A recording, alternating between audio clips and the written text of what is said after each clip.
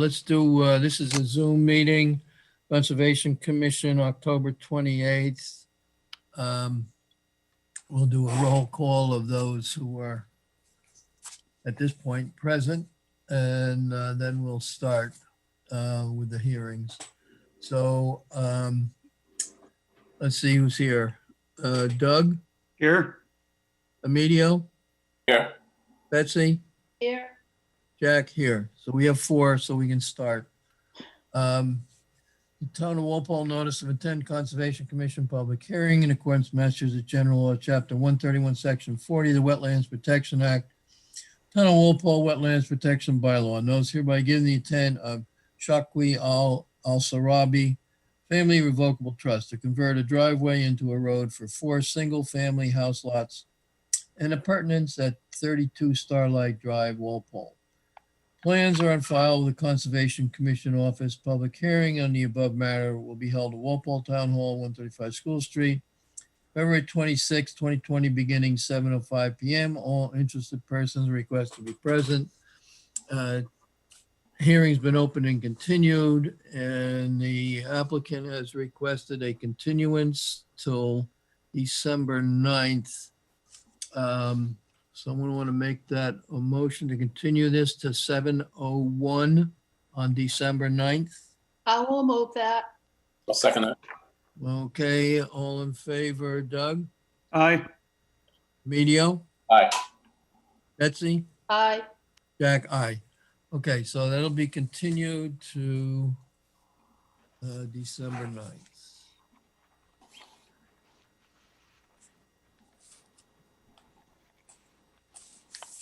Okay.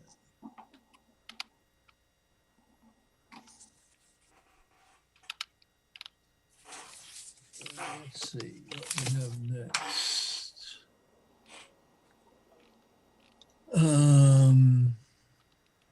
And that was 7 o'clock. 7:01 Housing Authority. Okay. This is the Town of Walpole notice of intent Conservation Commission public hearing.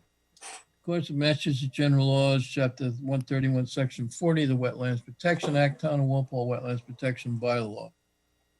Notice hereby given the intent of Walpole Housing Authority to repave parking lot driveway and walkways, expand parking lot at 8 Diamond Pond Terrace within the 100-foot buffer zone of the wetlands. Plans on file at the Conservation Commission Office. The public hearing above matter will be held on a virtually accessible video on October 28th, beginning at 7:01 p.m. Zoom information be obtained by calling 508-660-7253 or from lhershey@walpolemass.gov.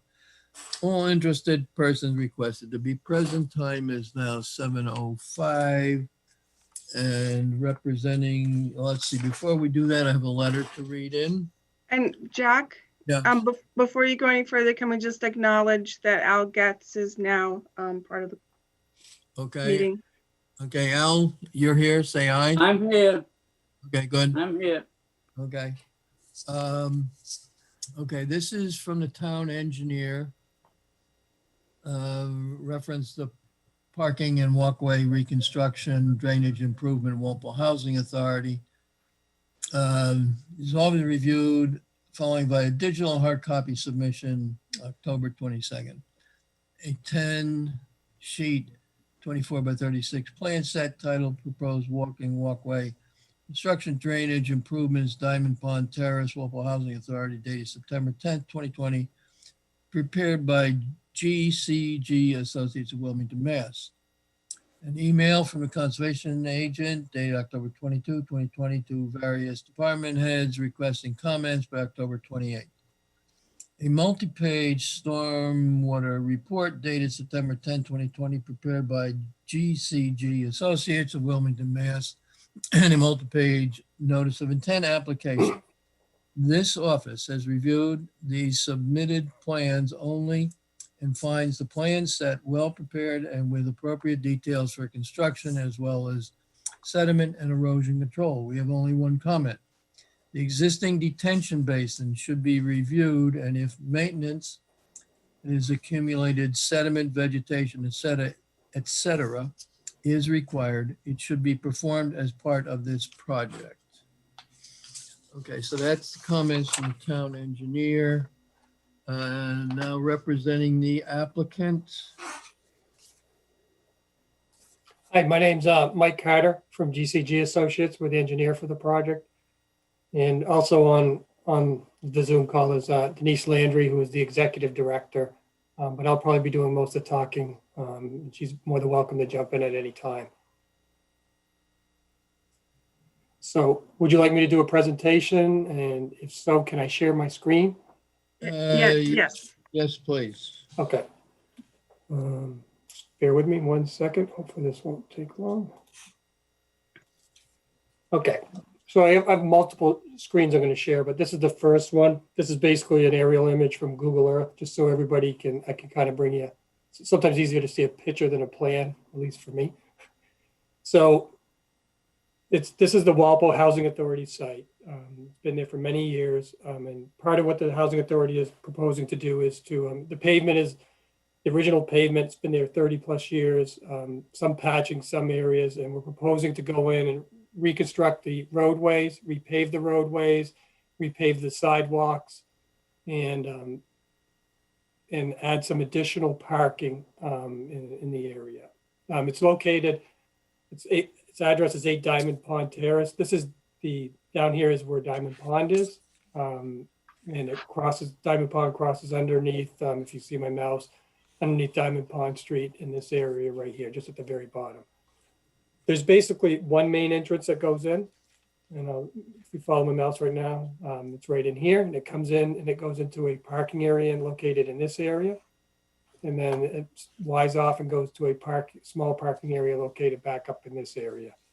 You might see this secondary entrance right here. This is actually a fire lane that goes. Excuse me, can you hold a minute?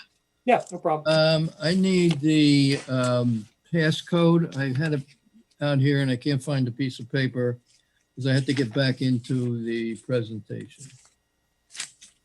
Landis, can you give me somebody Yeah. got that passcode number? Yeah.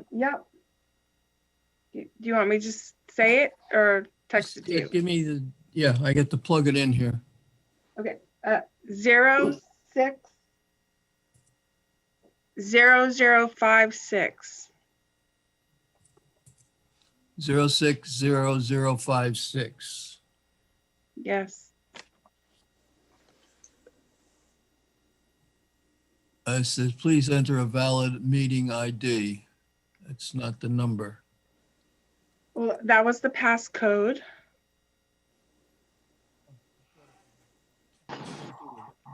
The meeting ID is different, Jack.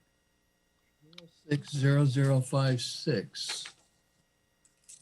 That's the passcode. Passcode. Okay, that's what I've done before. All right, I found a piece of paper here. All right.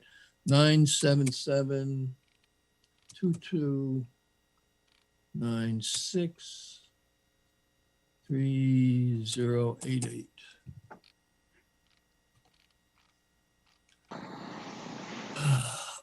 Open Zoom meetings. Okay. Back Okay. in. Yeah, go ahead. I'm sorry, but All every time when this comes up, they just put plans on, I lose the visual, so I don't have Okay. to go back in and do it again. So go ahead. So basically, this secondary entrance right here is basically a fire lane that is not used unless there's a fire up there. They can't get access up this entranceway. So this fire lane just goes in here and connects up to here. Sidewalks, as you can see on the back of the building, there's sidewalks located in here that wrap around the back and connect the back of the units. There's internal sidewalks that are in the front of the units, connecting all the buildings, and the main office building is located right in here.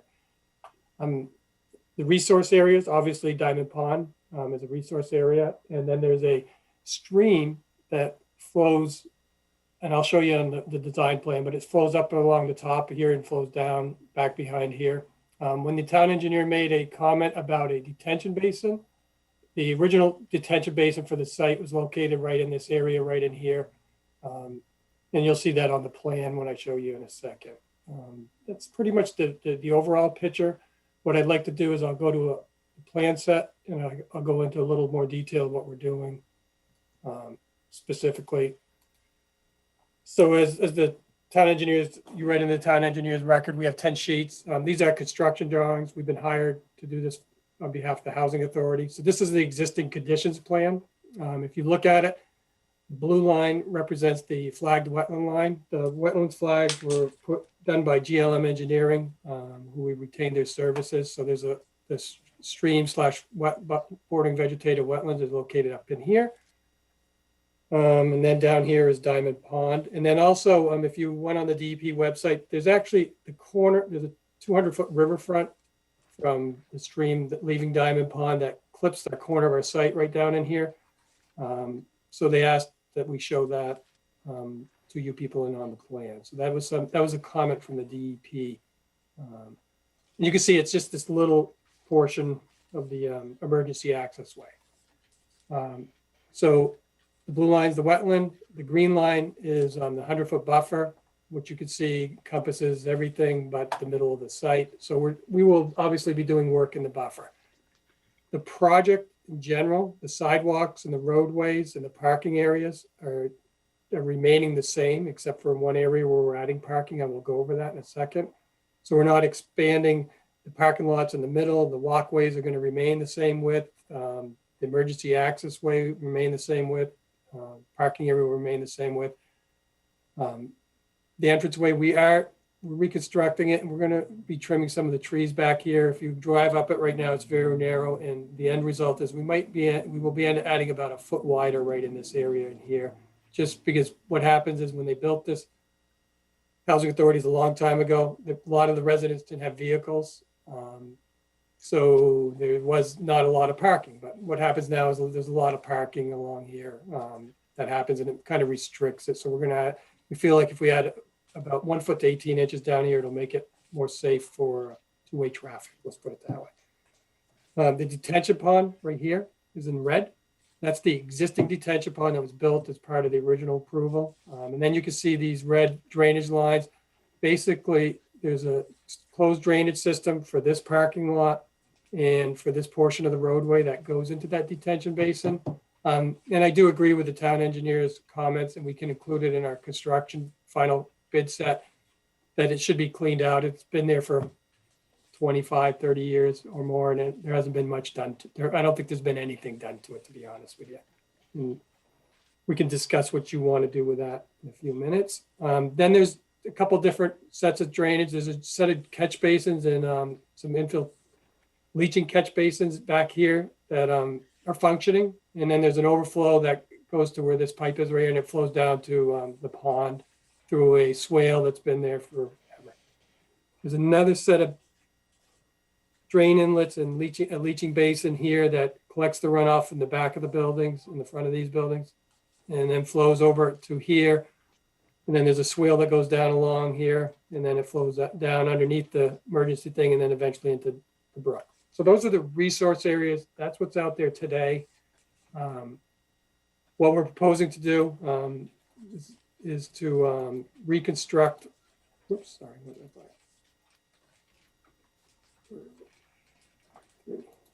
Hold on, bear with me. What we're proposing to do, all this shaded hatched area, or the different types of things we're proposing, but if it has a gray shade to it or hatched, we're going to reconstruct the parking lots and things. And this shows the new line striping and everything. So you can see we're doing work. There's erosion control set up along the perimeter of the site. That's on a separate plan to protect the wetlands. There's erosion control all along the back along here. And then the parking remains the same. We are removing these two islands right here. Well, it's being permitted to remove the two islands to improve add an additional spot for parking. And then back in here, if you go back to the original photo, I want to show you that just right in here. This is a grassed area, lawn area. It's a depression, and actually there's a catch basin right smack in the middle of it that's low. This is lower than the road itself. We are proposing to add some additional parking in here. Right now, there's less than one spot per unit, and there's not enough spots to park on. So we are proposing to do that, and that's what you see right here. It's going to add 7 spaces. This hatched area right here. And what we're proposing to do is this catch basin here, we're going to convert it to a drain manhole with a hard cover. And then this corner area over here is everything will drain to here because it's naturally below this road up in here. This is going to be a rain garden and along the rain garden, there'll be some stone that will, here, let me just go up a couple pages. Okay. So this is that rain garden. Basically, there's a short wall anywhere from 1 foot to 4 feet in the corner. Water from the parking lot flows into here through this stone filter strip and then into a slightly small depression. That's about 12 by, it's not a big area, it's about 12 by 12. And there's plantings in here that would be typical for a rain garden to take care of treatment of the stormwater. And this is a section of the rain garden. It has soils in it, which are requirements of the stormwater DEP stormwater policy, and it complies with that. And then there's an overflow that would connect back into that catch basin that is a catch basin now, be converted to a drain manhole. So we're treating everything that would be going into that parking lot. This area right in here will be all treated, flow to here, and then as an overflow, it would flow back into this catch basin and then go back over to this detention basin over there. We've included a whole stormwater drainage report, which was about 87 pages. Floodplain, obviously Diamond Pond has a floodplain. Our site is all above the floodplain. The elevation is 153.7. I'm pointing at the screen like you can see me right in here. So this is all above it. Our elevation up in here is 160 to 170. Down at the street, it's 156. So even this point, which is the lowest point, is 3 feet, 2.5 to 3 feet above the floodplain. That's the big picture. I'm available to answer any questions or address anything if you'd like. Okay, Landis? Hi. So you're repaving the parking areas, existing parking areas, and the paths. Yeah. as So well? so if you look at the gray shade, when I Yeah. say we're reconstructing and repaving, we're actually reclaiming it. Is what you do is basically it's I call it a big rototiller, grinds up the existing Right. asphalt, Yeah. mixes it in with the gravel, and then we're repaving. When Yeah. we're done, everything will be new pavement. Okay. Yeah. I know what you mean. So did you look at potentially doing anything with those 2 areas that just discharge to the pond through a swale? Back in here and in here. No, there's a swale that runs this entire length. Mm-hmm. So it's, you can see that's about, what's the scale on this? This is 20 scale. That's about 26 inches. That's about 100 feet. And then this is at least from this point here, it's about 100 feet. I think the treatment we get in the swale is actually ideal. It is okay. Part of the plan is that they have to go in and clean out the whole drainage system and make it functioning. And obviously we'll probably talk about what we're going to do with this basin. Right. Yeah. The detention basin, I can meet someone out there and we can take a look at it and decide, how to clean it out.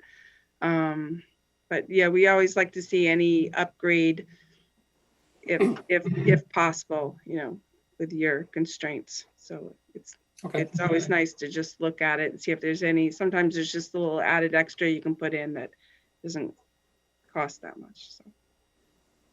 Okay, well, that's no problem. Those are my only comments at this point. Okay. Doug? Yeah, I have one question. With the widened entry driveway and the new paved parking areas, is that going to create some lack of space for snow removal? Or have you accounted for snow removal locations? So a lot of what they do is there's snow removal here is not an issue, but I know this is an area that they pushed it into before. What we're doing is we're regrading this area, which they can't really push it now. We're going to take the trees out. And we're actually, the big thing that right now there's a lot of plantings, a lot of overgrown shrubs from 40 years. We're going to clean this up in this area. If you drive up in there, it's going to get cleaned up. So when they push the snow up the road, right now they can't push anything in here because it's just 100% vegetated with small shrubs and everything. So we're going to clean that out and re-landscape that area. So they have somewhere to push this right now. Back up in this parking lot, what they do is, my understanding is there's not a lot of room. They push it here, they push it over here into this area. And they push it wherever they can. So, you know, this in this area, they're not able to push a lot of snow in here. So we're not taking away a big snow storage area. That's a good question. Okay. Anything else, Doug? No, that's it. Emilio? Are you stockpiling any debris or anything on site? Or are you trucking it all away right away? Good question. We don't really have anywhere to stockpiling it. You know, that's not probably what will happen is we will stockpile stuff in this area when they reclaim, because we're going to generate an excess of gravel. Yeah. And then once they start building this, they'll have to take it away. There's really not a lot of excavation going on except for in this area. It's basically reclaim, they generate excess gravel. Just 1 second, please.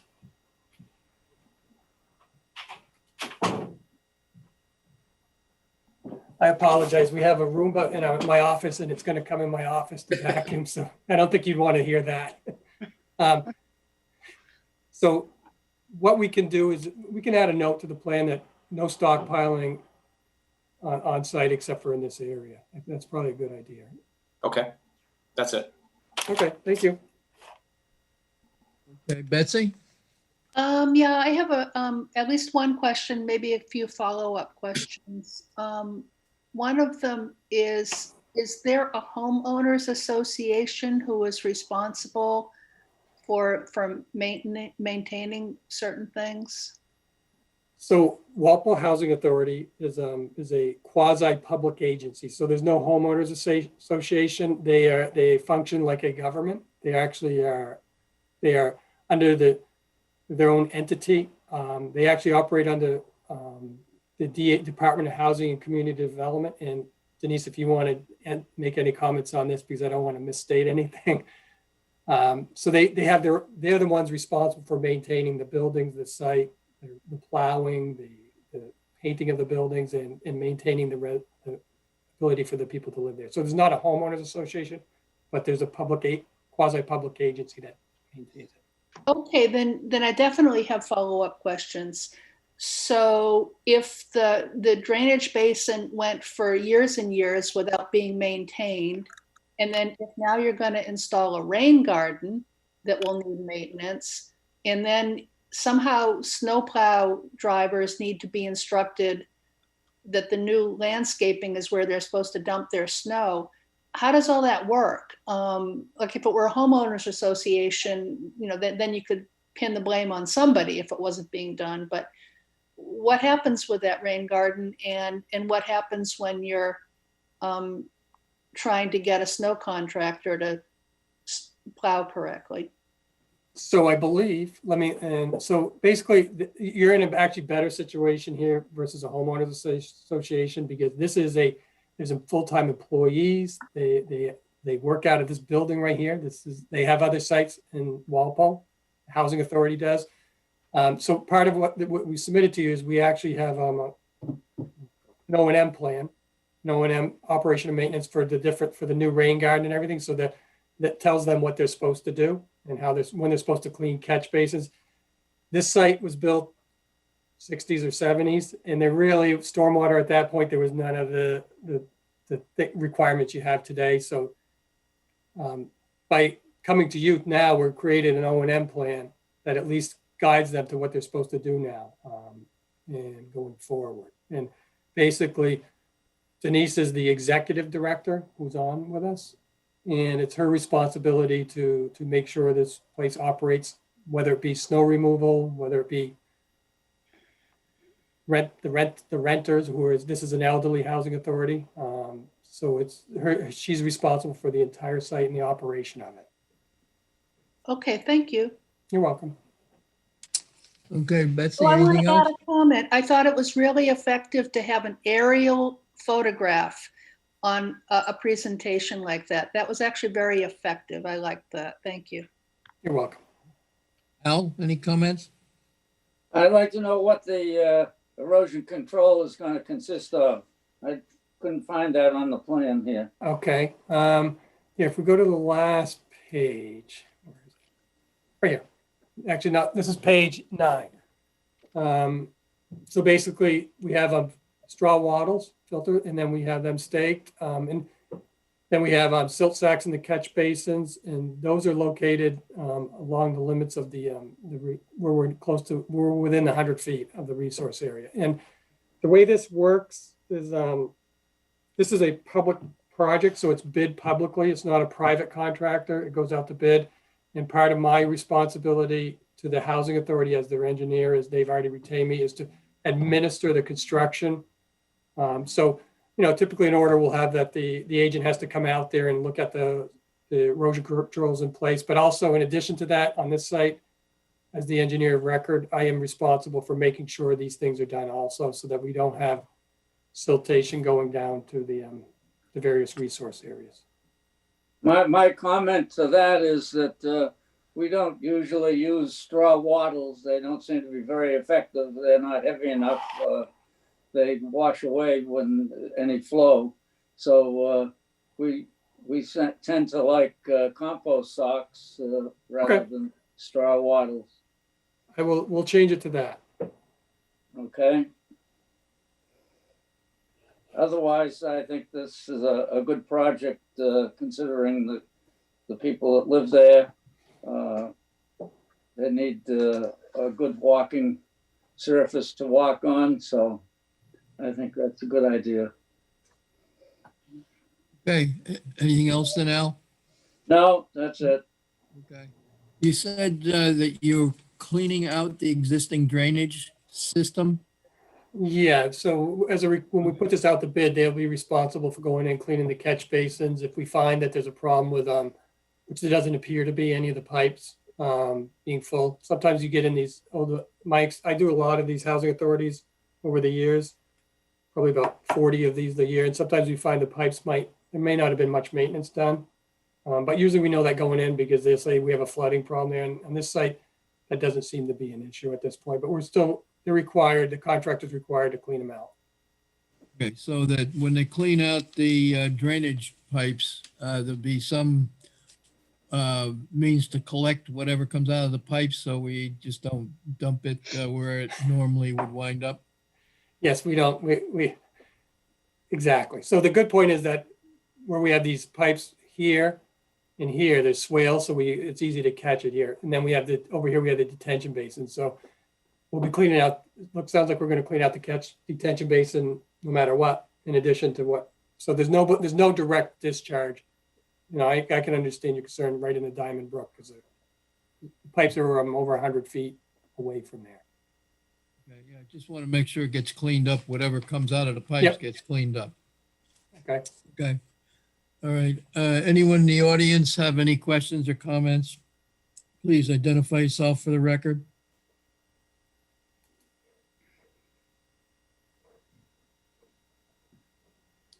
Anybody trying to chime in, Landis? Not that I can tell. Okay. All right. Does someone want to make a motion to close the hearing? I'll move it. I'll second it then. I'll second. All in favor, Doug, Aye. Emilio? Amelia, we Emilio's- can't hear you. Emilio, are you still with us? Yes, aye. Okay. Betsy? Al? Aye. Jack, aye. Okay, and we have order conditions, anything specific that we went over, Landis? With this besides Just- the normal? I would just suggest that the applicant meet with a conservation agent to review the existing basin for maintenance. Anything else that we talked about, I guess, and I think we need to just comment that we need to review the snow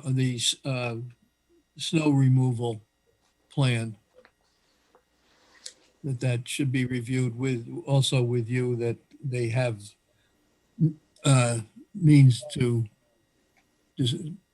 move the snow where it's going to be okay. Okay.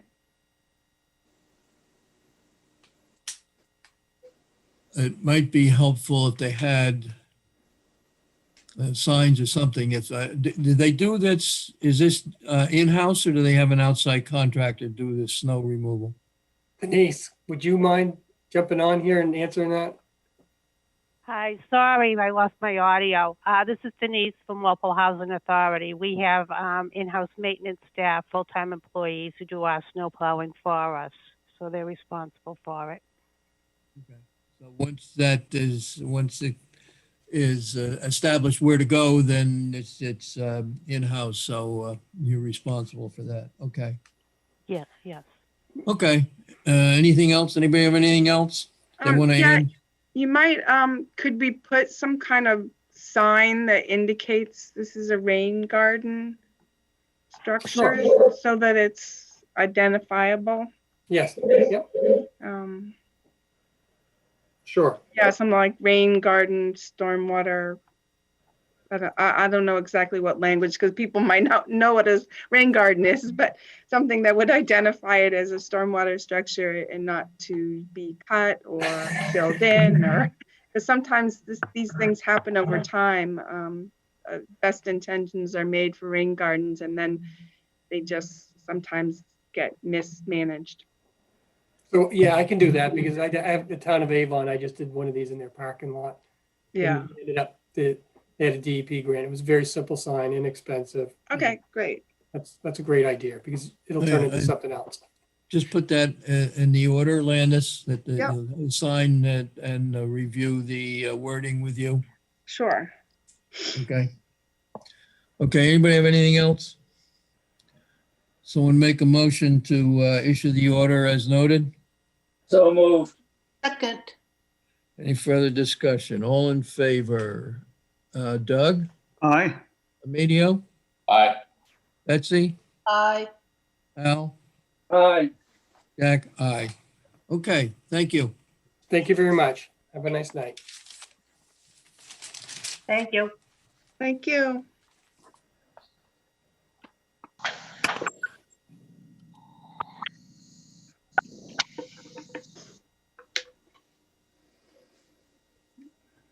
Okay. All right. Now, where did we go? Oh, here we are back. Okay. No, our next The hearing, gun club. yes. Okay, we're on time-wise. We're okay. I think we should be. Yep. Yeah, okay. Town of Walpole, request for determination, Conservation Commission public hearing. According to Massachusetts General Law, Chapter 131, Section 40 of the Wetlands Protection Act, Town of Walpole Wetlands Protection Bylaw. Notice hereby given the intent of Westwood Gun Club to extend electrical services located at 25 Trailside Road within a 100-foot buffer zone of wetlands. Plans are filed to Conservation Commission Office. Public hearing on the above matter will be held virtually accessible video on October 28th, beginning at 7:14 p.m. Zoom information can be obtained by calling 508-660-7253 or from L. Hershey at walpolemass.gov. All interested person requested to be present. Time is now 7:36. Okay, let's see if I don't have anything to read in. So representing the applicant. Hi, I'm Debbie Anderson. I'm representing the Westwood Gun Club. And Mike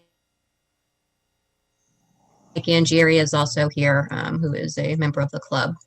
The Westwood Gun Club, it's a private shooting range for use by its members. And it has property located in both Walpole and Medfield, and it's accessed at the end of the Trailside Road cul-de-sac in Medfield. The proposed project is, can I share my screen with you? Yes, that would be fine. Okay.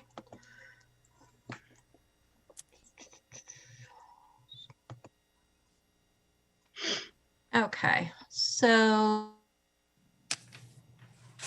the project is located in both, let me see if I can move that over a bit. Can you guys see that okay? A little small, but Sorry. Let me see.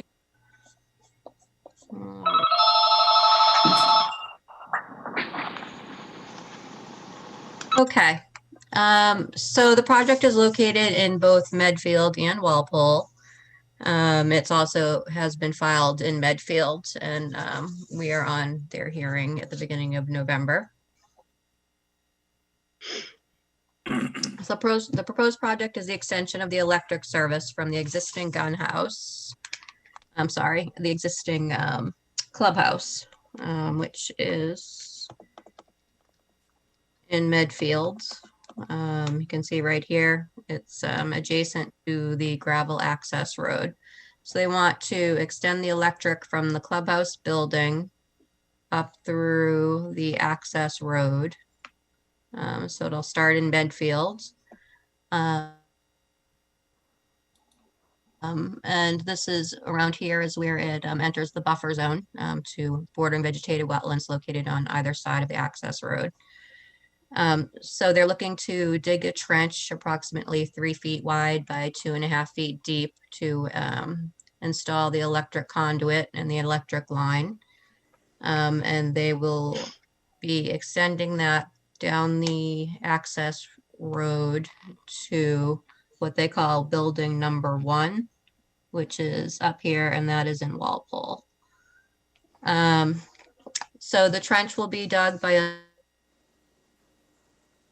small backhoe with rubber tires during dry weather, and they are proposing to put silt fence along the sides of the access road, and the work will be done in 100 to 200 foot sections, and they will be putting the erosion controls at both ends of each section as they work through it. And once the project is complete, they will restore the area back to the present condition, which is a gravel access road. And that's about it. Okay, Landis?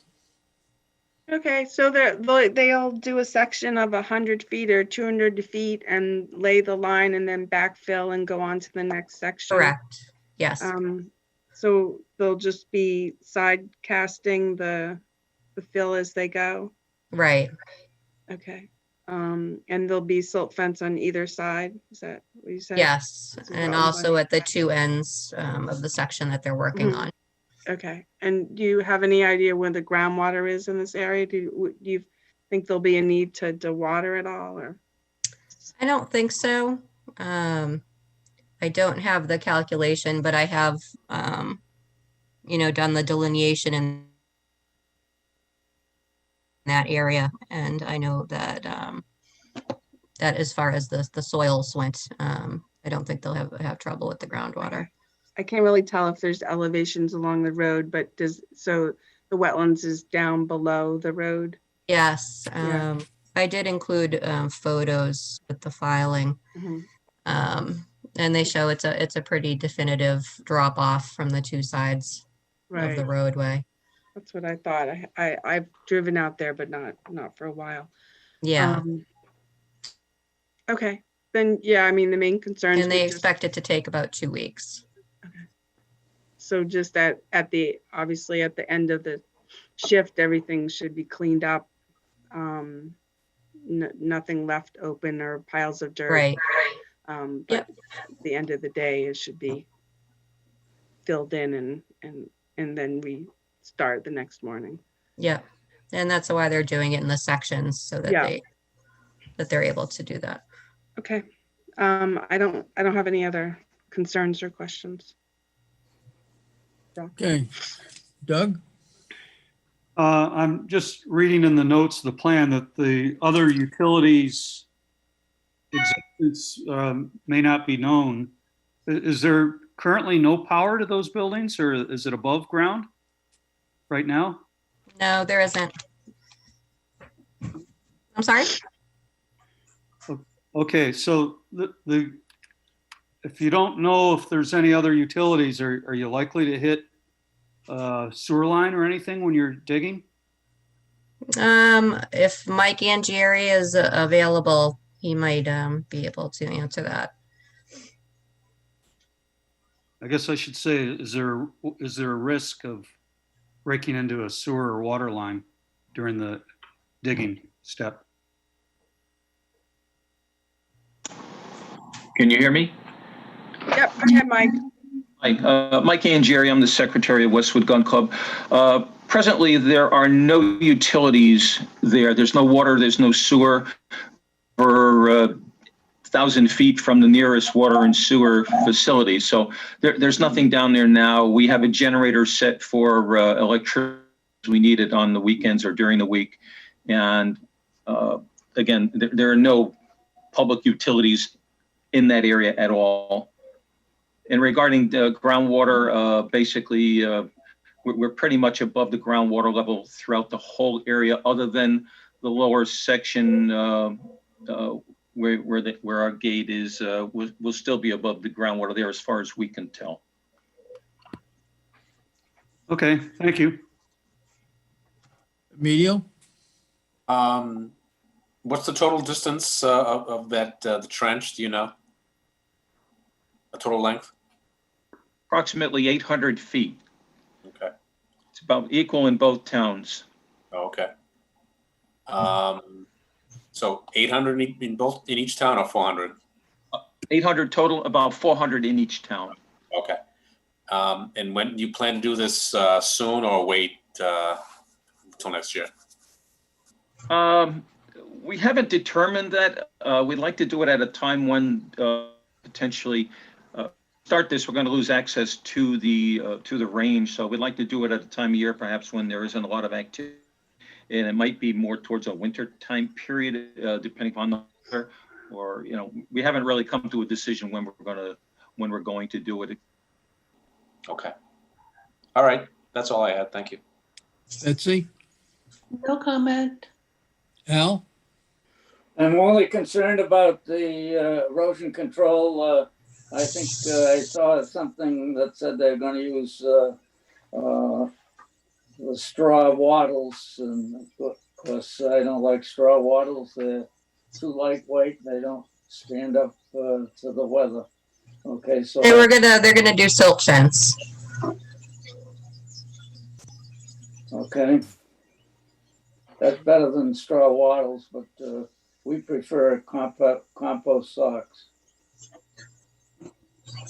But okay, that's where we're at. That's all, Jack. Okay, just to clarify, you're only using silt fence? That's what's proposed, yes. The roadway is only about 10 or 12 feet wide, and it's a pretty compacted material right now. Actually putting in, doing a lot of extra excavation might cause more of a problem. We thought the silt fence would be something we could put in quickly, manage, and as Debbie said, we want to be in and out of there as fast as we can, and then get the road compact, but still keep some control there in case we get a little bit of rain. And we thought that would be reasonable. If there's something else that your agent sees while she is there or he is there, we're certainly open to adding a little bit more protection as necessary. Lannis, you have any thoughts on that? I would think that the erosion control, obviously it would have to be properly installed, so it's dug in. But since it's really such a small area that's going to be altered at a time, I thought it was sufficient. They should have, maybe a stockpile of something else on site in case there's an issue, in case something comes loose while they're digging the trench that they have to repair. But it seemed to me that the silt fence would be sufficient. Okay, Which way does the driveway slope? And just curious. it's all downhill towards, it's the highest land is in Medfield, and it slopes all downhill towards Walpole, and there's a gate about 500 feet down the road, and from there it goes up slightly to the range area. Okay. Okay.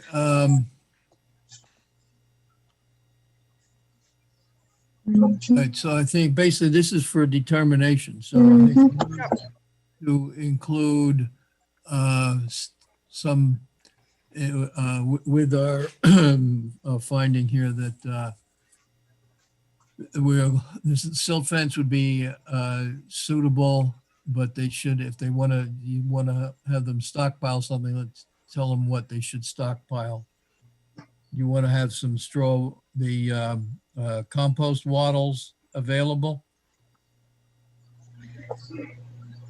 Well, unless you can, well, actually I have seen them in sort of smaller strips rather than the long continuous strips that you can place,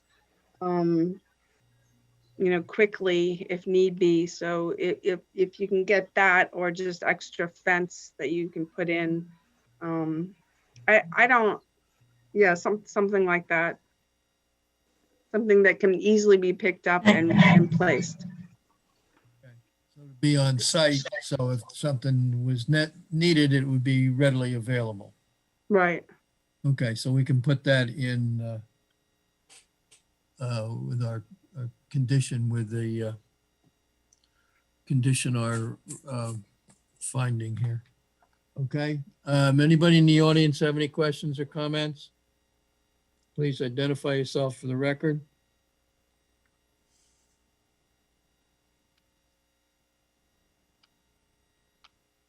Anybody trying to get in? No, but if anyone has anything to say, they can just unmute themselves and speak. Okay. Someone want to make a motion to close the hearing? So moved. Second, Okay, all in favor. Doug? Aye. Emilio? Aye. Betsy? aye. Al? Aye. Jack? Aye. Okay, and then this is a determination, so what are we recommending here, Landis? It would be a -3 with, I would say inspection of erosion controls and extra erosion controls on hand if needed. All right, someone make that a motion? So moved. Second, Okay, all in favor. Doug? Aye. Emilio? Aye. Betsy? aye. Al? Aye. Jack? Aye. Okay. That's, thanks for that. Thank you very much. Thank you. Thank you very much. Good night. Right. Okay.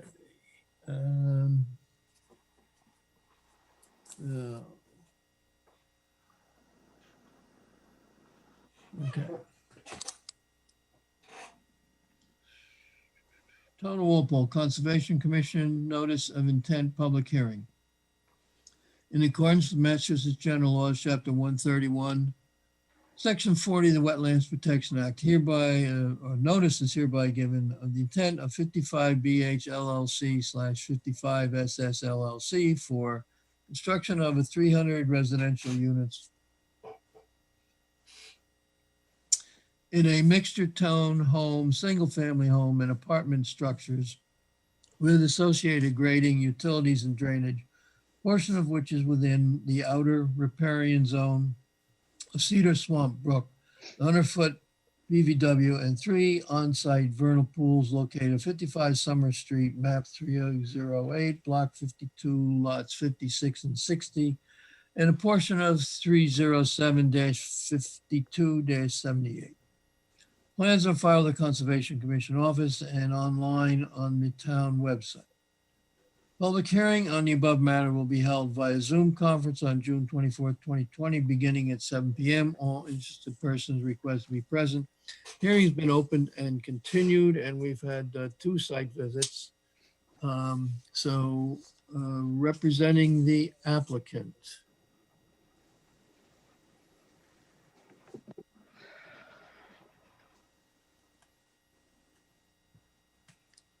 We have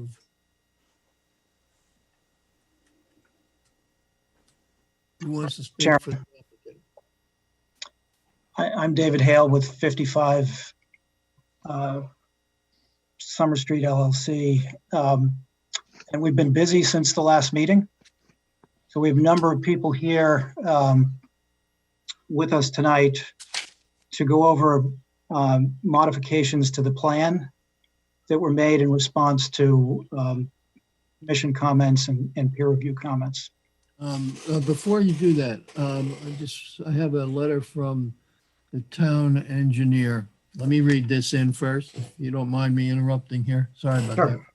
that.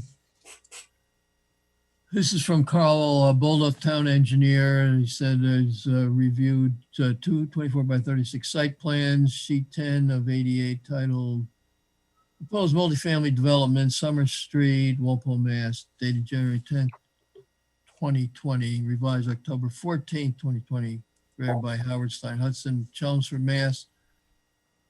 See, an email from conservation agent dated October 22, 2020, various department heads requesting comments. Single page letter from Walpole Conservation Commission from David to the Walpole Conservation Commission, from David Hale, dated October 14th, 2020, summarizing changes shown on the noted plans. His comments. This office has reviewed the proposed changes to the overall layout, which are conveniently highlighted in the plan with the red callouts, and supports the peer review efforts and proposed changes submitted by the applicant. Furthermore, we have witnessed soil testing in some of the modified added basin locations and generally find the test successful. We will leave further discussion of that to the designers and peer reviewers. However, we are pleased with the extra testing and observation. We will provide our input on soil testing to the peer reviewer as required and hope that this helps the project review effort. Okay. So go ahead, David. Thank you. What I think we'd like to do is just go over the changes to the plan. I think our feeling is that we've responded to virtually all of the comments and made the modifications, whether we thought they were required by regulations or not. I think, we're doing our best to work with the commission. We appreciate the fact that you have been having hearings. With that, I'd like to turn it over to, I guess, Patrick from Howard Stein Hudson to go over the changes in the plan. Okay. Thank you. Landis, can I share the screen? Yes, please do. Yeah.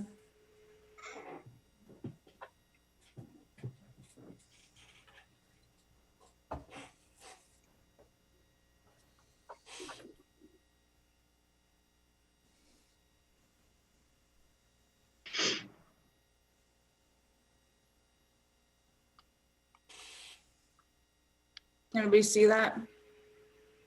It seems to be loading for me.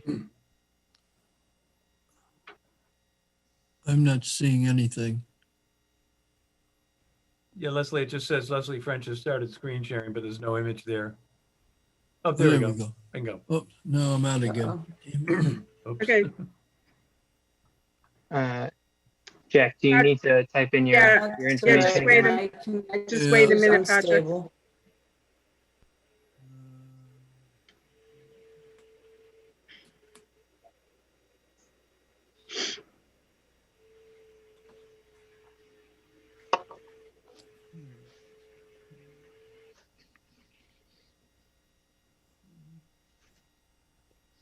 Leslie, is there any chance that you can make that any bigger or maximize that in the frame, or is that it?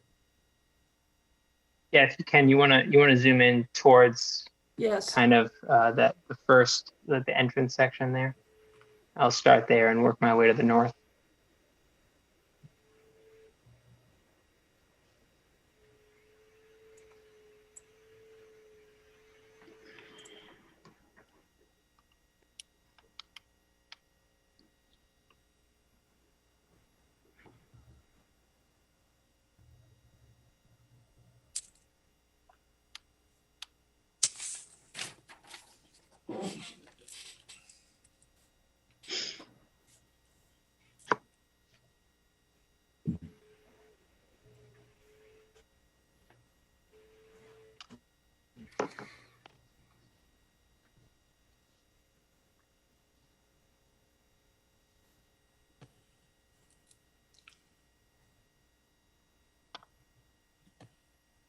Okay.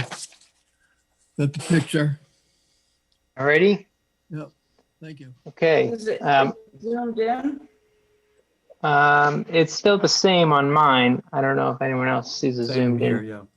I mean, okay.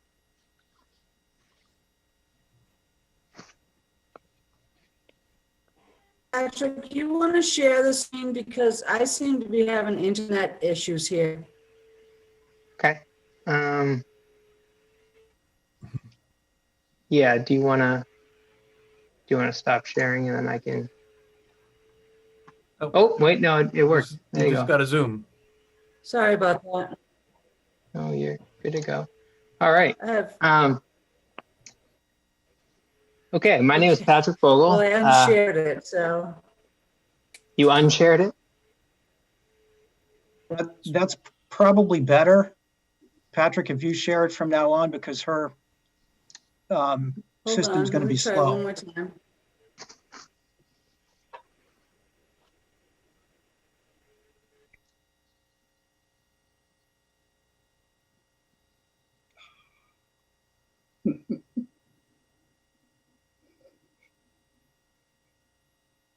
Okay, so you're loading up now, Patrick? Yes. Okay, so we might, Jack might have his problem Oh, we again. just kicked Jack off again. Yeah. Well, why don't you put it up and then, Yep. Let me get my stuff squared away here.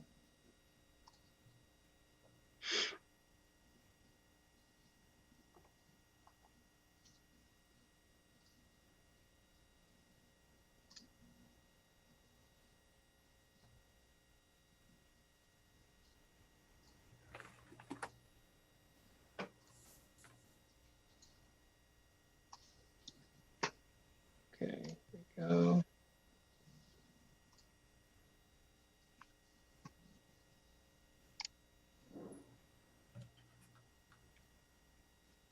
Okay, can you guys see the screen now? Yes. Yes. You can. Perfect.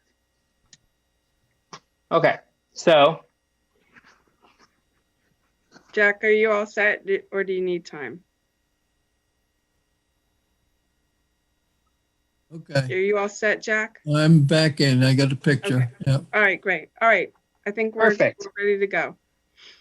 okay, so can anyone see? You guys can see the entrance section here. I'm kind of circling it with my cursor here. So I'll just kind of systematically go through the plan and talk about the changes that we've made since the last plan that was submitted in September, and which are based off a lot of Beta's letter, as well as some changes that we made just to kind of make the process go a little smoother. So coming down the entrance, this is the southern side here. This is going to be the northern side on this area. So pond number one of the comments, I think it was SW10, was talking about the discharge to a critical area, to a certified vernal pool. Now, none of these vernal pools on the property are certified at this point, but we still meet the 100-foot buffer that was mentioned in comment SW10. So we have adjusted infiltration pond number 1 to meet that requirement, as well as the outlet will be moved further to the south. So we're further outletting to the south, which will trickle through the wetland, and you get further treatment, and which will satisfy that comment. Going to further down driveway A here, you can kind of see the bubble that we have outlined here for potential vernal pool number 3.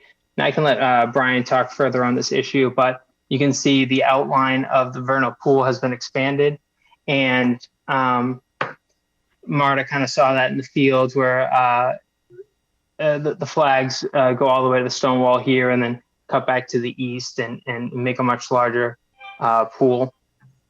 Again, I'll let Brian talk further on that issue.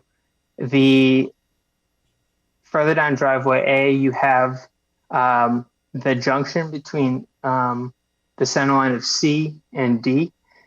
These previously were around 60 feet apart, just to make a little bit better sight lines, as well as just continuity within the excuse me, within this kind of circular pattern here. We moved these to about 110 feet apart, just kind of straightened how D meets driveway A here to help kind of that traffic flow.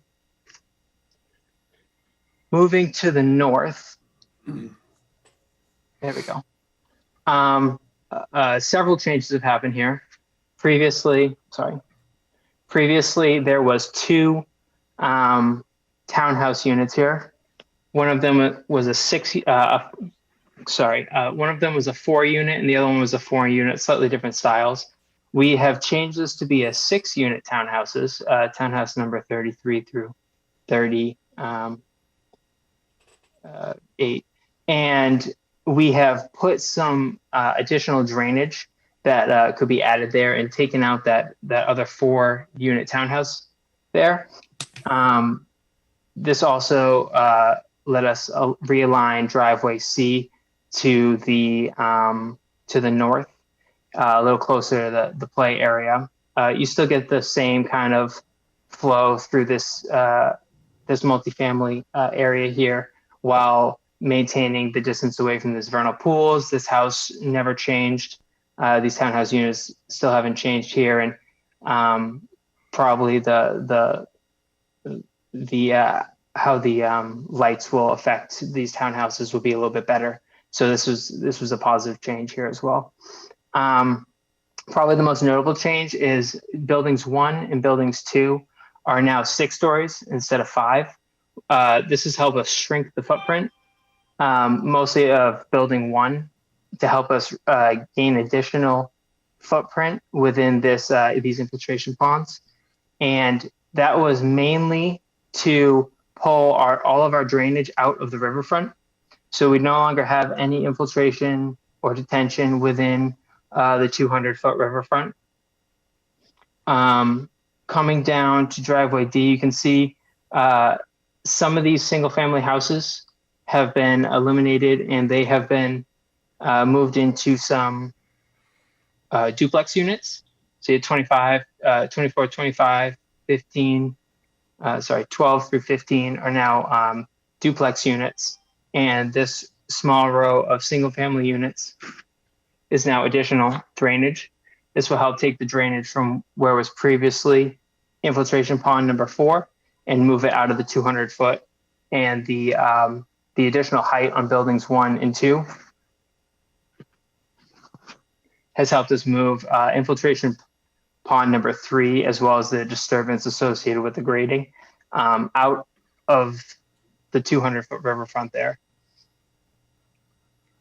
Now, the last section is going to be these cul-de-sac areas. Again, some of the single families have been transformed into these duplex units. So you have 4 duplex units where previously there were single family units. Now this has helped with a couple different things. It helped move this whole cul-de-sac to the south. So we were able to pull this basin to the south as well. And it also helped with the proximity of the cul-de-sac to the buffer. And it gave us some additional space here and here where previously there was a single family house here. So it freed up some additional space to the buffer, to the wetland, as well as move some of the houses to the other side against the western property line and free up some buffer space behind these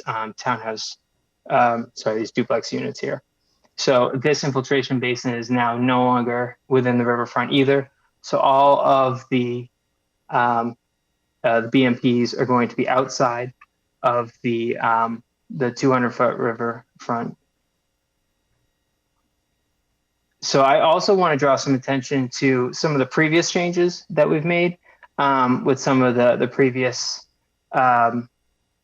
just layout changes that we have, because I think it's worth noting that previously there was a jet out that went between these two vernal pools that was previously taken out with comments from reviewers, as well as the whole multifamily layout had been changed previously. That was part of comments from Davis Square Architects, and taking into consideration their comments, as well as just some density improvements, reducing some of the density to free up some area for some stormwater, giving additional buffers to some of these single family houses for additional stormwater, as well as several other changes that have happened because of not only listening, but giving additional design thoughts to both Beta and Tetra Tech for some of their comments.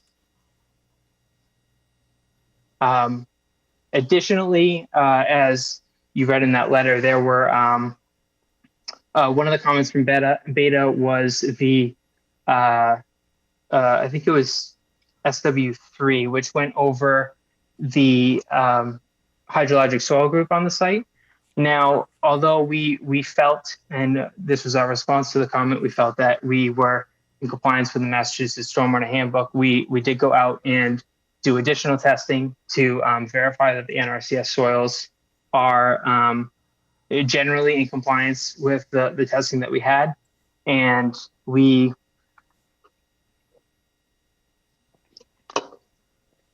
have both additional test logs and test bits that show that the data matches up with the hydrologic soil groups, as well as did on-site infiltration tests to give additional thought to Beta's comments in regards to the infiltration tests within the basins that we have. So we'll be utilizing those on any further design of the basins as instead of the Rawls rate chart for those BMPs that we have.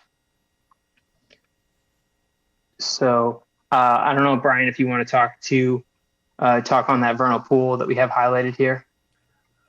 Yeah, Patrick, thank you. Just with regard to vernal pool 3, that in the original comments there was questions about the limits, the dimensional limits of it, and there is flooding beyond the basin that we identified initially that we still consider the functional portion of that pool. But what we did subsequent to that was we expanded the kind of contiguous flooding that radiates from the pool. The pool that's near the crossing is maybe 80 or 100 feet by 50 or 60 feet in an oval that was dug out for agricultural purposes, and there's a 6-inch iron pipe that drains it across the cartway, which we're not using for this project. The cartway is going to remain in place. And in response to the comments, we expanded essentially the limits of tenable contiguous flooding even to a depth of 1 inch or 2 outward, both to the southeast and southwest. We ended it at the property line. I think there was a comment or a question somewhere along the line that, why does it end at the stone wall? And essentially we cropped our reflagging of that right at the stone wall at that corner where on my screen it says select an area to comment on. Is that? Oh, I'm sorry. That's that was exactly where I was. That was exactly where I was. Yeah. So we cropped our, consideration there, And in the back, in the southerly, southeasterly end, it goes uphill somewhat more, in that area. So this is a exaggerated approximation of the vernal pool, which we're willing to concede for the purpose of, making this discussion moot. It doesn't have any regulatory significance to anything on the project, this or any other conceivable configuration of a project there. And when you do certify a vernal pool, which we've agreed to do as a condition of the order, we've collected the data and so forth, and we assume that all 3 pools would meet the certification criteria, but we can't guarantee their acceptance. But I would go to great length to assume that it will happen. The commission or the program, Natural Heritage Program, does not define the limits of a vernal pool upon its certification. It's just a kind of an X on the map. But for purposes of this discussion, we're completely willing to agree to this configuration, so that there's no hesitancy on anybody's part about is the entire potential limits of the vernal pool considered here. Thanks, Patrick.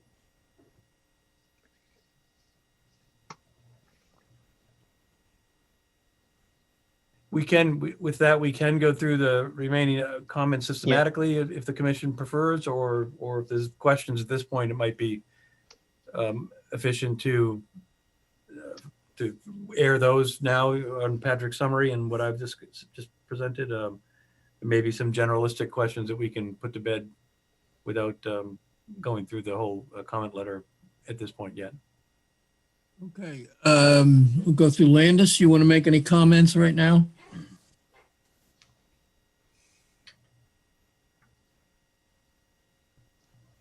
I think Landis is muted.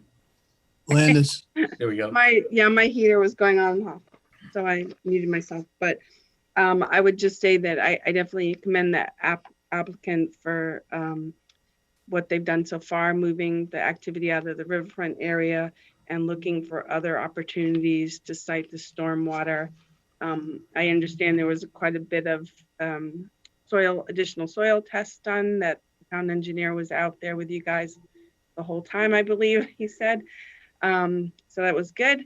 And he witnessed what you guys did out there.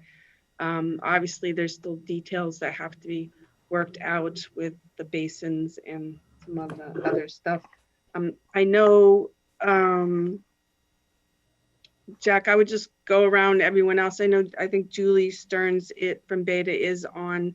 If there's any questions directly to her. And Marta, I think after another meeting would jump on as well, but I haven't seen her yet. I think I'm here. Okay, you're here. Yeah. So I will send it back to the commission for questions and jump in later if I have something else to add. Okay. Doug, any questions right now? I don't have any questions at this point. Emilio? Nothing right at this point. Betsy? Yeah, I have, well, first of all, I agree with Landis that there have been a lot of improvements made, and that was a good presentation of them. I didn't hear anything about invasives. I continue to be concerned about those. I know the last time I asked this, I think there wasn't any particular plan to deal directly with the invasives, but I think they jeopardize the restoration areas. And I think that there should be some sort of a logical way of dealing with them, since the site in places was just so thick with invasives. So that's one comment. And then I had a question. I know it's not our purview, but do we have 6-story buildings in Walpole? I'm just wondering if we don't, and if that doesn't fly by, then are you sort of back to square one with all these improvements? The answer is yes, you do have multiple 6-story buildings in Walpole and have the equipment to service, the fire safety equipment to service these buildings. Okay, how about the invasives? I can respond to that, David, if that's, or Mr. Sure. Chairman. Brian Butler, with regard to the invasives, it's certainly our responsibility to maintain or exclude them from the replication areas through the entire development period and until there's a order conditions signed off on. So we don't oppose that at all. It's our obligation to do that, to manage that. Managing or trying to beat back the invasives site-wide or even in subsectors of the site is really a task that is not called for under the act, but even just logistically is would be a nightmare. Would require tremendous amounts of chemical applications, which the inhabitants may not think is a great thing. And we're surrounded on at least 3 sides by unlimited sources of propagules from invasives, so the railroad being among them. And then to the west, there's no different in the character of the landscape. To the west is plenty of Japanese barberry, bittersweet, buckthorn, the usual suspects. So it's to try to get a handle on that and manage invasives outside of the project footprint, which will be landscaped, of course, I think is really a tall order and not a real practical undertaking. All right, thank you. May I suggest at this point that something be included in the operation and maintenance manual for the association to put some effort into reducing the invasives or to where they are not presently, that they make a major effort to keep those areas free from the invasives. I think just something, I don't know if there is anything in the O&M now, but I think that might be one way to try to address this, to keep it from taking over, particularly where in areas where they are not, once you get everything cleaned up and landscaped and everything, we don't want it overgrown with the invasives. Is that something that is possible with your O&M? Well, I'm personally against using chemicals. I think my tenants would rather have invasives than chemicals. I think within 100 feet of the replication areas, I think we can do it mechanically, but we have a mile of property line here. And there's no invasive control on any of the properties surrounding us. Obviously, in the landscaped areas, those will be mowed and tended to. And I think that's what we can do. And David, I'm not particularly worried about the spread of invasives, in some of the natural areas that will remain, particularly in the riverfront area, where the pudding stone eruptions are. That area is all going to be largely kind of public land here. It's not without a disturbance regime. It's not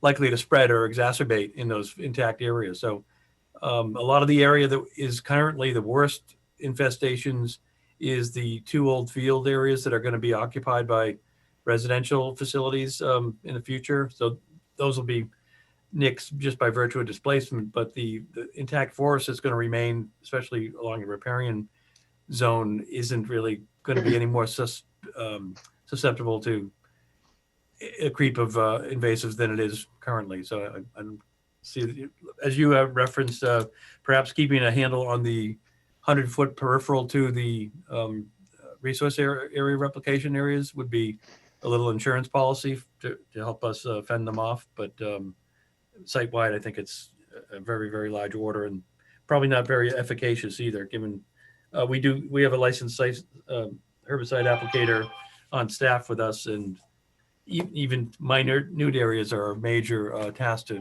keep control over time. So I just don't think it's a real practical solution. Oh, my point is that if there's something referenced, that at least there can be some effort that would help in some areas, that just be as a potential for reduction and to keep them out of, if they're not there, it's easier to keep them out instead of letting them just take over. But anyhow, okay, go ahead. Al, did you have anything you Yeah, wanted? I have a couple of issues. One is probably very easy to take care of. You show a path along the brook, but both ends of it don't connect to anything. So it doesn't do any good to have a path if you can't get to it. So I want you to look at that and see if you can connect the path. Then we have Wetland Crossings. And on sheet 81 of 85, it shows retaining walls, and they say it's by others. Well, does that mean we have to have a filing and hold hearings for a retaining wall because you didn't do it on this? And the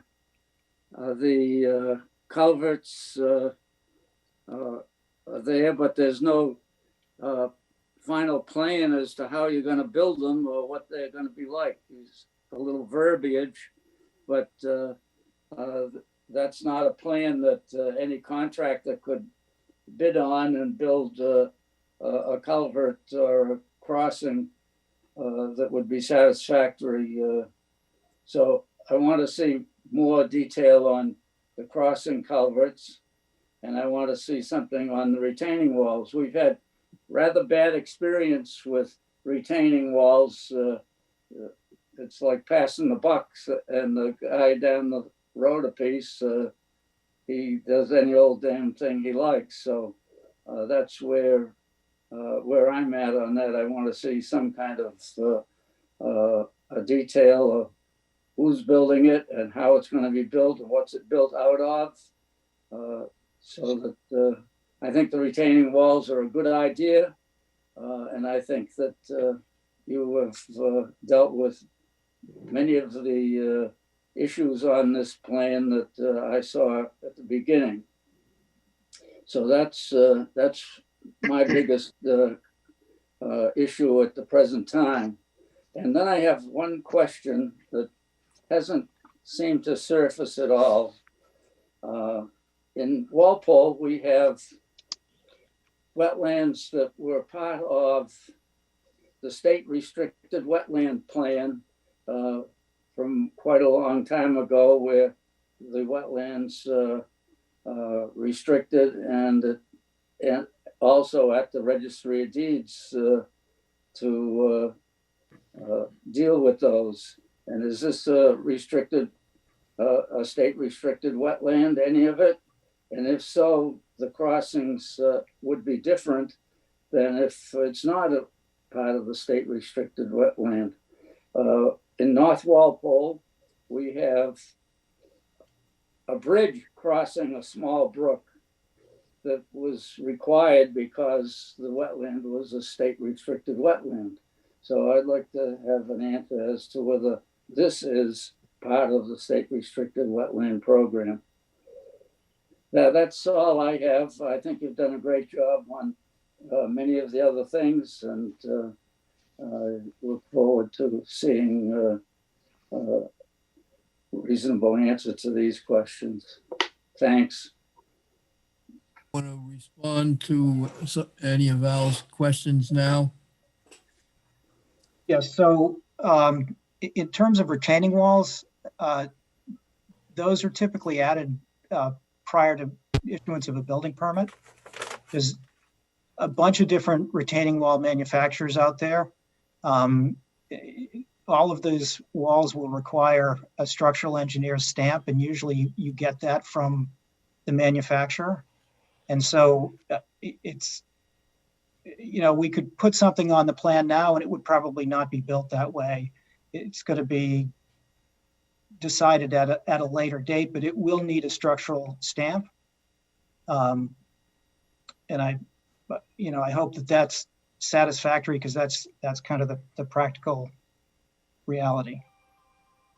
Well, you see, in the past, we've had some retaining wall prescribed on a plan, and then when the contractor finishes, he just throws a bunch of boulders there and says that's a retaining wall. Well, I don't want to end up with that kind of a situation here. Or do we? You're not going to end up with that kind of a situation here. We don't do things like that. And, these retaining walls will require a building permit. And so they will be reviewed prior to the issuance of a building permit. Okay, that's better than the way it's worded on the plan. So if I may, Al, Yeah. we need to know how the wall is going to be constructed on the plan. And if it changes, then you have to come back to the commission for a minor modification. It's basically just showing us the specs, asking if it's okay, and the commission saying yes.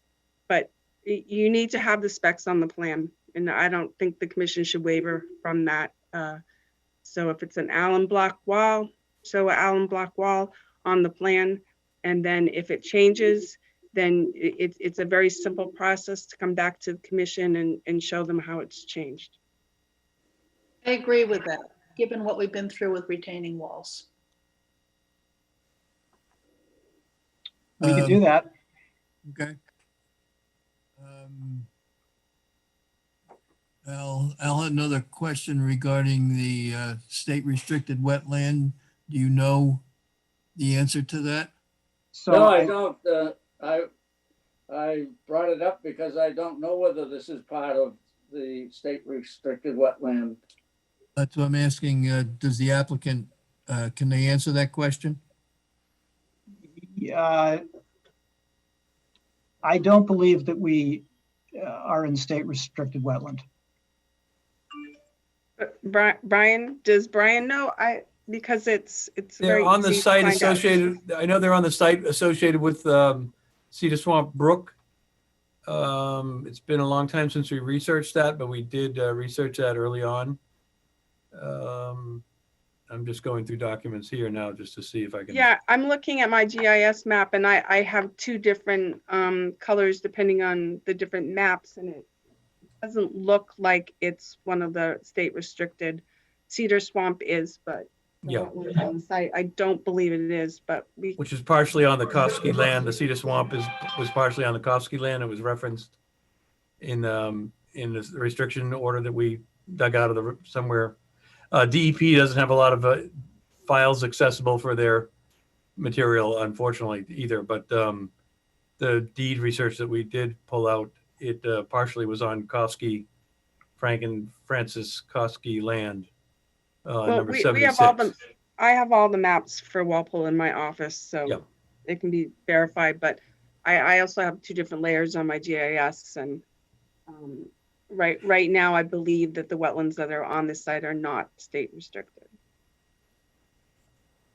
But we can double check that. All right, so Landis, you'll make a note to check the information you have available on that question? Absolutely. Okay. Was there any other, do you have any other question? Was that, Now, those are the things that I okay, have remaining on my list. okay. Okay, I think, I'd just like to comment, I'm pleased with your revision here, and particularly that you have removed those retention areas from the riverfront area. I think that's a big improvement to the plan from our standpoint.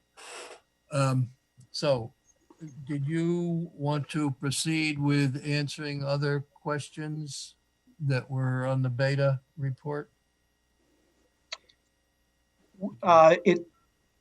We could go through the beta report question by question.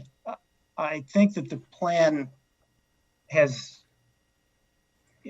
plan changes have essentially answered all the questions or responded to all the questions, but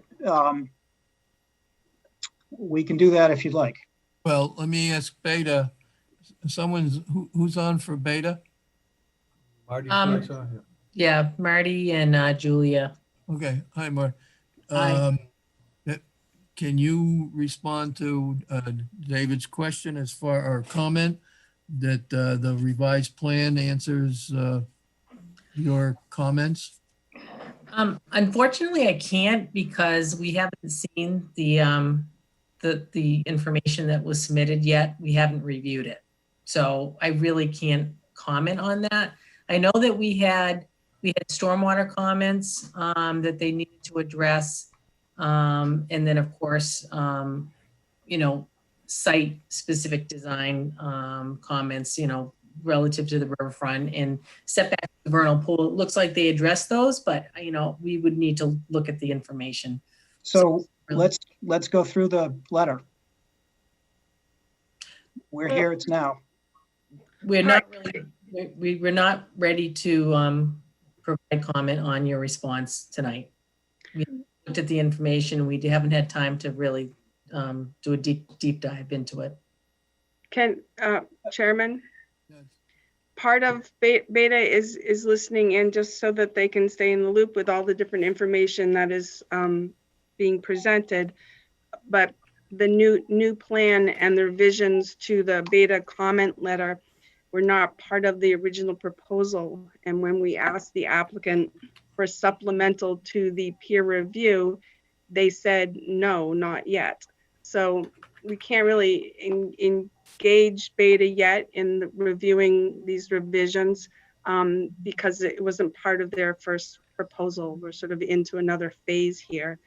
So, you know, I think that the applicant, if it can go over their responses in the Beta letter and then discuss this site plan a little more, and then we would need to engage Beta again to review the final plan and flesh out any of the lasting issues that are a part of the sort of final plan. That's my suggestion. On that comment, to the question to the applicant, are you prepared to provide additional funding for Beta to continue their peer review? I don't understand, honestly, I don't understand why the commission needs additional peer review. You know, we've responded to every comment and made the changes that were suggested. You know, I think what I believe is that we need to button up the plan and submit a final plan and close the hearing. I don't understand that the need for additional peer review. Okay, we'll take your comment under advisement. I think there are still some drainage issues. So I might point out that you know, we were told from the beginning that the policy of the town was to use one peer reviewer for both the Conservation Commission and the Zoning Board. We agreed to hire Beta, and you know, the stormwater management was not in their scope. That was in the scope of Tetra Tech. So despite that fact, we've responded to all of their comments, whether they were stormwater related or not. And, you know, we are trying hard to work with the commission, but we've been at this for a very long time. Hear what you're saying. I think I don't think have we gotten anything from Tetra Tech regarding stormwater? Not since the first review. So the answer to that question is there are two different permits. One is a 40B application under a different regulation. This is a Wetlands Protection Act permit under the Wetlands Protection Act, which the stormwater regulations are part of the regulations. So therefore the commission, part of their jurisdiction is to review the stormwater. So I don't see how the Conservation Commission can issue an order of conditions without being satisfied with the stormwater and that they meet the stormwater standards that are included in the regulations. So initially, we did put in the first proposal for Beta to just review the Tetra Tech letter. But since then, there have been some changes. So the basins are being moved, which we appreciate, but they're going to be moved and redesigned. So that has to be looked at. So that's one of the issues. And Beta's review also had some, concerns with how the stormwater flow was calculated. So we'd like to just, make sure that that's been satisfied. So you just can't simply say that the Conservation Commission can't look at the stormwater. They can. It's part of the Wetlands Protection Act and regulations. We're trying really hard to work, not double duty, but right now the zoning board hasn't looked at the stormwater management system any more than they did during the first set of plans. So in Walpole, applicants have to pay twice for the same thing? No, I'm not saying that. Well, but you are. But no, I'm not, because the plan has changed. The basins have changed. So how can I look at this concept plan that you submitted and know that the basins have been designed according to the stormwater guidelines? If I could just jump in here for a second. We don't know. So what we're saying is the Zoning Board of Appeals is a different board that's looking at different regulations. They're the ones that chose to hire Tetra Tech and review the stormwater management. The Conservation Commission still has to review the stormwater management. Right now, Tetra Tech isn't, as far as I understand. Have they since the first review?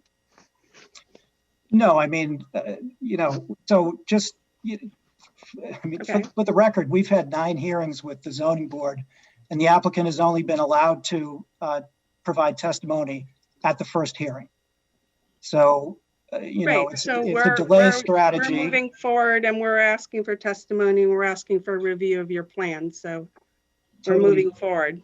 I do appreciate that. And as I said, I appreciate the fact that the chairman decided to have hearings and not discriminate against affordable housing. At the same time, so, Patrick, you were going to say something.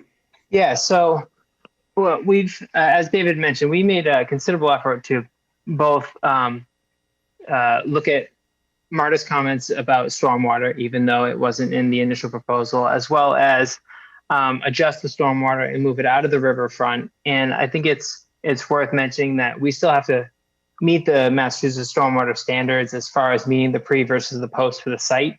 And as well as that is that this design is still going to be reviewed by the ZBA. So Tetra Tech will still have to review it in a full peer review, and they'll still have to certify it and review it and say that we meet the performance standards based on the Massachusetts Stormwater Handbook, and say that we are not causing an adverse effect downstream.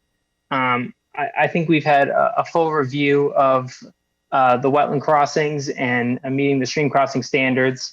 We've done significant work to the vernal pools, as well as significant work to the site to show that we've done a considerable amount of work on the site to improve it. And so I think just, yeah, go ahead. I just think it's worth pointing out that although, yes, the project has morphed and it's changed, and it has been developed into something that I think you guys would say you would want. It hasn't, yes, been fully designed, but we still have to meet those performance standards. So we can't just say, oh, we're going to do something and then not meet these standards. So, and Tetra Tech will have to do a full peer review on it as well and say that we do meet these standards. Okay, so what you're saying, one suggestion would be for, the commission to separately hire Tetra Tech. They're gonna have to do it anyway. They've already done it. These modifications are not wholesale modifications. okay. I hope you understand that we will not be able to close the hearing until we have the stormwater information so that we can evaluate that. Basically, up to this point, we are still lacking information. So it's got to be done. So I think we'll proceed on. Let's review the, just, you can think about that. Do you have other comments you want to make regarding the beta report? Yeah, do you want me to go through the report line item by line item? Sure. Yep. You guys can still see my screen, correct? Okay. Yep. Okay, so I'm trying to give you guys, make you guys sick here. What you can So- do is tell us what page you're on, just so we can be on the same page. Okay, I am on comment SW1, and Page that is 2. on page 2. So please provide a copy of the Massachusetts Mass DP Stormwater Report Checklist. Beta said the comment was resolved. Page 3.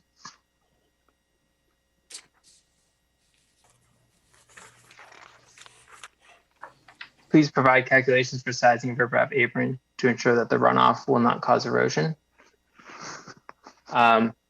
We had a detail which was provided in the 5/1/20 plan set. It was on sheet 69 of 86, which showed for typical pipe sizes, you have typical lengths of riprap sizes. So we inserted that there to say that that comment is addressed already within the plan set that was submitted previously. On page 4, this was the comment that I previously talked about while going over the bubble plan that we had there about the hydrologic soil group. We had stated in here that we believe we meet the stormwater handbook standards, and then we went out and, as you guys noted, did additional testing, additional infiltration testing, and we'll be using those. Let me interrupt a minute. You did soil testing just recently, last week or so. Yeah. Have you advised us of the commission of the results of that? No, that was done after this was submitted to you.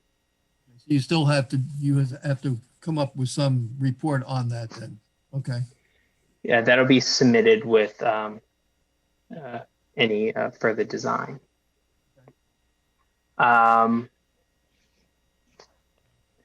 This is SW4 on page 5 is talking about modeling the basins themselves as a water surface. Again, we replied saying that this will be provided in an updated set of plans. SW6 SW5 talks about infiltration. Again, same thing as what I just stated regarding the additional testing. SW6 observation of excavation of infiltration basins. We'll agree to this as a condition of approval. SW7 provide infiltrations basins during construction to ensure they operate as designed after construction is complete. Agree to include in final SWIP is what we said. Total suspended solids number 4. This is SW8. This is what I mentioned regarding the infiltration pond number 1. We have moved infiltration pond number 1 more than 100 feet away from vernal pool, potential vernal pool number 1.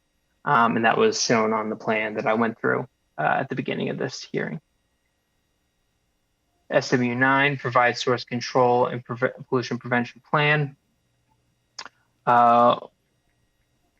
Provide as part of the SWIP, and we'll agree to include this as a condition. SW10 is very similar to SW6, I believe, in regards to item 3, table CA2.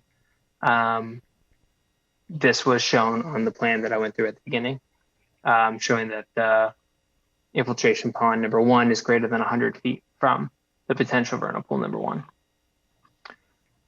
SW11, perform a habitat evaluation. See the below documentation protecting vernal pools, found at vernalpool.org. And it is this item here. It's a nice little diagram that shows that. Yeah, that's Leo Patrick. That's Leo Kenny's, or the Vernal Pool Association of Massachusetts, kind of illustrative example of how we elaborate that in the responses. But essentially, the protection of vernal pools only extends within resource areas, and all of our work anywhere in proximity to vernal pools is well beyond the resource area. But this is a graphic explanation of that we also referenced in our responses elsewhere in the document, I think. Go ahead, Patrick, sorry. Thank you, Brian. And I'll let Brian speak on all the wetland comments. Stormwater 12, page 9 is erosion sediment controls must be implemented to prevent impacts. We'll agree to include this as a condition in a draft SWIP. Provide phasing plan SW13 that controls the area of the site to be disturbed at any one time. Agree to include as a condition. Provide SW14, provide anticipated locations of proposed staging and stockpiling areas. We say agree to provide as part of the SWIP prior to construction, agree to include as a condition.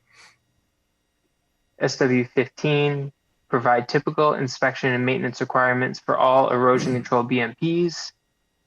Agree to provide as part of SWIP prior to inspection. Agree to include as a condition.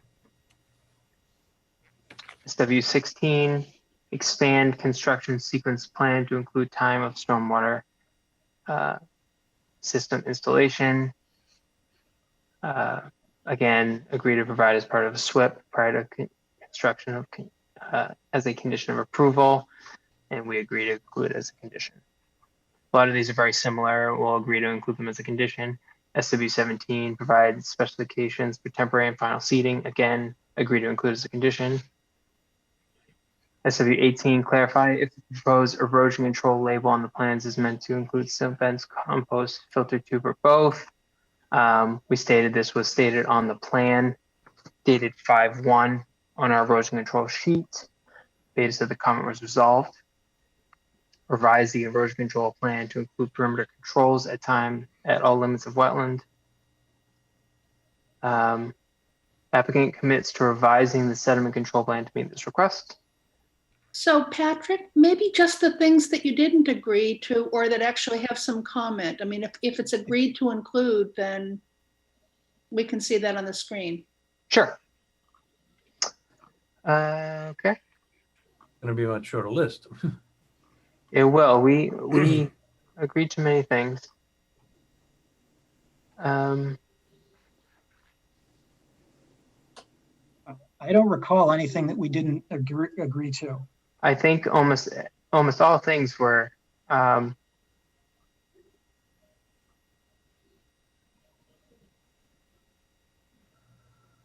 This was in the plans. I think we're in Brian's section now. Brian, do you remember if anything in yours? There was some that we had a little, I mean, essentially it was a similar response, but there was a couple of areas that we had a difference of opinion. One with regard to the replications and trying to preserve trees within them. The 2002 guidance recommends that, but at the scale we're replicating under 5,000 or under 8,000 square feet in 4 areas, it's not a real practical solution. But I can bounce through them, Patrick, if this was, we're in the WE section. Yep. Yeah. Is this so this is probably the first one. Page 15 of. Yeah, and I'm going to go to my. I think hard it starts copy at the here. beginning. I think, WE1. Vernal pool number 3 boundary and associated 100-foot buffer is larger than that currently shown on the site plans. Yeah, essentially, I think we did address this in our earlier discussion, but in terms of just WE1, we've redrawn the limits of the vernal pool 3 or potential vernal pool 3. There is a request for habitat assessment extending to the connectivity, beyond the impacted resource areas. And way back in 2004 or thereabouts, I was asked to be on the committee writing the guidance, the 2006 documents.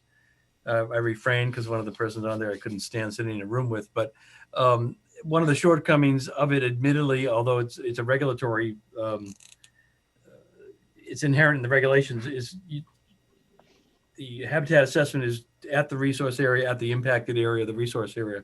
It doesn't expand to the broader landscape, even though oftentimes there's more interesting or dynamic things going on in the upland landscape. Oftentimes you do a habitat assessment of a bank, there's nothing going on there, but 60 feet away or 100 feet away, there might be something actually interesting from an ecological standpoint. And that's the case here. We complied with the performance standards at 1060 for alteration of bank. We did the habitat assessments, but there's really no rationale or even no place to fit the results of such an analysis in the permitting process, because both the wildlife habitat assessment guidelines and the regulations themselves really don't look at really landscape level connectivity as is suggested in WE1 there. So we did respond to that in red in our comments. We cited 1060, 310 CMR 1060 that really only deals with vernal pool impacts in as much as they're within another resource area, and those are all listed there: bank, land under water bodies, land subject to flooding, and riverfront area. And none of our work in any proximity to vernal pools is in any of those resource areas. So it's not really, that requirements on 1060 are not applicable, except in as much as we've already submitted that material.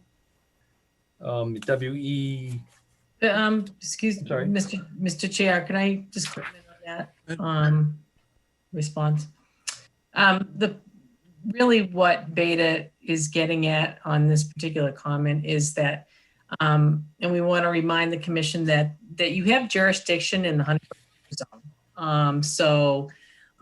And the regulations allow the commission to take a look at the adjacent resource areas and see whether or not they're, critical for, water source, vernal pool habitat, that type. So you have jurisdiction in the buffer zone to condition the work so that the work doesn't have an adverse impact on the interest that adjacent resource area is providing, regardless if it's vernal pool habitat or anything. So the comment we made was for the applicant to take a look at the areas that you have jurisdiction in and to see if they can improve the projects to provide more connectivity for wildlife habitat. It wasn't meant to disagree whether it's vernal pool habitat or not. We understand the regulations, but again, I think a lot of the commissions forget and the applicants, move away from is that you do have jurisdiction in a 100-foot buffer zone.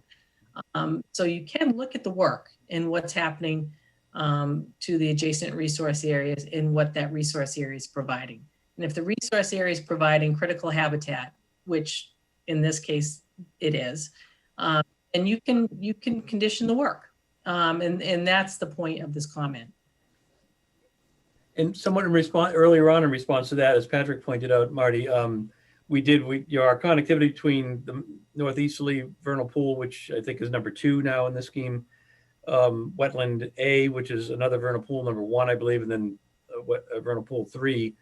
There is a continuity between all 3 of those because of the changes in the project, with the only constriction being the oversized culverts there. So it's not unfettered or the landscape's not unperturbed by any means, but the 3 of these pools now have really connectivity that wasn't in the original plan. And I see that in the plan, and that's your project's a better project now. So that was what this comment meant. And obviously, the applicant addressed that. There's a lot of discussion on vernal pool habitat and how it doesn't exist outside the resource area. I understand, and it's a regulatory definition. And that's fine. But again, the buffer zone, the commission has jurisdiction over. So. Okay. Anything more to add to this comment? Okay. Which WE2 is next? Yeah, that's distributed areas, contiguous vernal pools. Sort of already discussed that, but our comment there was, oops, let me share it. Page 15, yeah, page 15 to 16, right? Yeah. Yeah, 16 is the comment. We have our oversized culverts, as we've already kind of expounded upon in our earlier responses. And in red on here, we have the wetland C. There's a little discussion on wetland C connectivity. We have a culvert that gives us a hydraulic connection between there. It's adequately sized. This is at the road loop that goes north of wetland C, just for the commission's benefit. And Landis had expressed a concern about just hydrologic accommodation there, which is provided by this culvert. The culvert can allow small raccoon-sized wildlife down to frogs and snakes passage. We don't anticipate or try to offer passage for things like white-tailed deer and coyotes, which are going to go where they want, when they want, across the landscape. So we think that that's not and it's also, as David expounded on earlier, that it's a kind of a one-way minimal traffic road. So there won't be a lot of opportunity for road mortality there. So the connectivity from a hydrologic standpoint is maintained, and for small mammals and things that belie that threshold will certainly be maintained. And the larger wildlife is kind of free to perambulate the site and the undeveloped parts of the site, at their free will. I think that was all there was in WE3, right? Or 2, rather. WE3 is, I think we've already resolved that. Regards vernal pool habitat, Yep, I think we that's responded to that. Yeah. WE4 is habitat evaluation. Let me get to this. And we did kind of discuss this repeatedly in our earlier discussions tonight, but we're beyond the 100-foot threshold of vernal pools within resource areas, and that Mass Vernal Pool Association illustration, the Venn diagrams there kind of explains that, I think, graphically. So essentially, we believe we're in compliance with the requirements with regard to vernal pool, with regard to 10.60 and 10.57, et cetera. WE5, I think we'd be on, right? Yeah. V5. Yeah. This is, I think, Beta's request that we consider maintaining trees within these areas, the replication areas. As you know, we're doing about 7,500 square feet of replication divided in four unequal areas. And I've become pretty sensitized to what root compression does to trees. And if we were to try to do that, we would make it so we really wouldn't be able to excavate in a practical manner down to groundwater. And we would certainly kill most or all of the trees in the process. So we will be planting tree species in there as specified in the replication plan, but to try to retain those in this, if this was a single large area of 10,000 square feet, it might be practical, but where it's a four-part replication effort to do so, it doesn't have a lot of practicality, even though the guidelines suggest that as a consideration, the 2002 guidelines from DEP. So we don't think that's practical. Otherwise we would be amenable to it. We really need to be able to freely excavate in all four of these areas to get down to groundwater, a reliable groundwater threshold. Mr. Chair, can I comment Go on ahead. that? I think they're missing I think they're missing the point we're making here. Mhm. We're not suggesting that they retain the trees within the replication area. What we're suggesting is reconfiguring or moving the replication areas to avoid removing mature trees. I believe that during the on-site, some of the commission members even noted that there was some large trees that would need to come down based on the linear configuration of one of the replication areas. And so the point we're making is, take a look at an alternative location so that large mature trees don't need to be cut to create the wetland replication area. It's not within the replication area itself. And Okay. I understand the tree, the root system and all that. It's not what we meant. But to do that, Marty, Mr. Chair, if I can respond, we'd certainly consider, but the longer we stretch this out along if we made this 5 feet wide and 300 feet long or something, I think we'd have to do more equipment work at more remote places in the resource area and in the buffer zone, so that we kind of compromised to arrive at these four areas that were balancing act, certainly, of maintaining the BVW replication requirements of same topographic level, same flow regime, same general area, but not making them punch 300, 400 feet down along the perimeter of the wetland, which is kind of one solution to that, Marty. I think if we just made it skinny and long, other than that, we'd be having to cut against grades. If we went horizontally east and west, let's say, with either of these, we'd be going against 6, 8 foot cuts into the landscape, which isn't particularly practical either. So we didn't certainly arrive at these configurations casually. We arrived at them after fairly considered constraints analysis. And we just assume keep the trees, but again, meeting the performance standards and having a practical geometry and reasonable amounts of excavation. This is where we arrived. In addition, the site pretty much has trees everywhere. So the replication, by definition, we're going to remove a few trees. There's just trees everywhere. Yeah, certainly no shortage of trees, and nor will there be in the final analysis on the site. Okay, go ahead. 6, I believe we're on, right? Yeah. The 25-foot buffer zone, again, it's a matter of site constraints. The request here is that, I'm sorry, this is WE7, minimum of 25-foot buffer around the replication areas. And as you can see from the site topography and the layouts, to provide that would be another magnanimous challenge that doesn't have a tremendous amount of benefit in our estimation.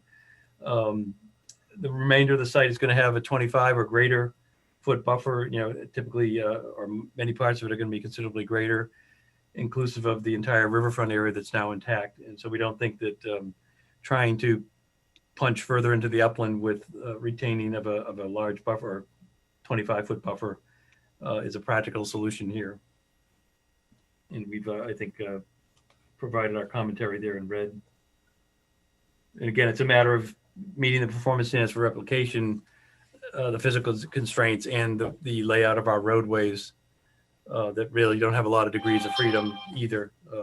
Once you cross crossing one, there's not a lot of freedom to move, reconfigure the roads that would allow that kind of layout. If I can just comment on that comment. So once the wetland replication area is constructed, then there will be no upland buffer adjacent to that resource area. So, the commission assumes that the 25-foot buffer is necessary to protect that resource area. So in order to have a functioning, successful wetland replication area, we believe that a 25-foot buffer needs to be provided around that resource, the newly created resource area. So that's the thought process behind that comment. And I guess one solution would be reducing the scale, down to a 1-to-1, but we always think it's desirable to pad your replication plan so that you are more than successful in just the minimal 1-to-1 ratio. Okay. WE8, I think it's been resolved there, so I won't dwell on that. WE9 is regarding invasive species control. We did discuss that earlier.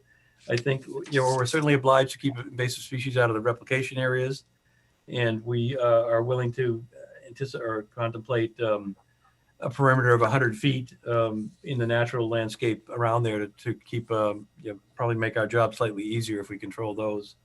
But site-wide, we don't think it's a practical undertaking or endeavor that would reap a dividend. And as we said, the only way to do that would be with large amounts of chemical application.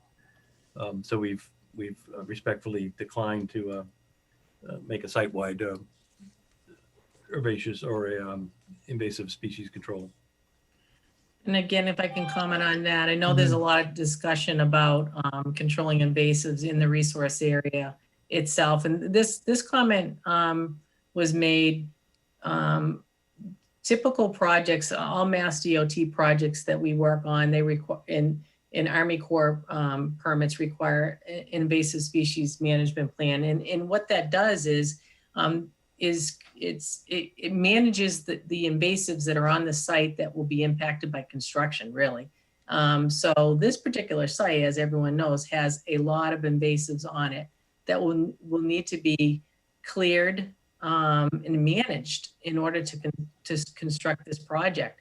So the applicant should really have a management plan of what they're going to do with that invasive species material once it's clear cut, and then have a plan to, once it's eliminated, and they have a plan to to manage it once the project is built and within 100 feet of the resource area. It was not meant to recommend removal and management within the resource areas itself or in areas that the project is not located. So it's limits of the project itself. The project should have an invasive species management plan. So that's what this comment meant.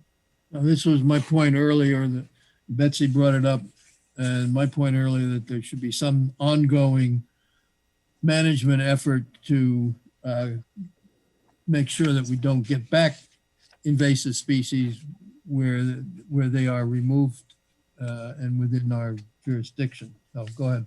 Next item. I want to add something that it can be done without chemicals. So we keep coming back to herbicides as being the big stopping point. Invasive species management plans don't have to include chemicals. So I'm not seeing that as a reason to say no to it. So I within the limit of work, I think we can agree to control the invasives and make it part of the operation and maintenance plan. Okay, sounds good. Okay, what's the next item? Are we on 19, I think? Yeah, page 19. Page 19. I'm looking for a label for the section. WE9 we just addressed. Okay, maybe we're beyond the late numbered comments. Yeah. The stormwater standards we've addressed there. Beta is authority to regulate this at the bottom of that page 19.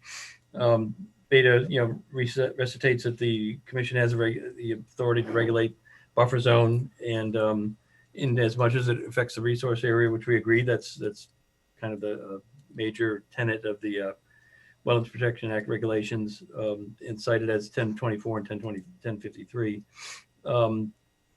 The policies on that, or even the regulations, talk about extenuating circumstances like steep slopes, disturbed areas, and so forth, which we don't have long runs of steep slopes that are going to affect either thermally or from a sedimentation.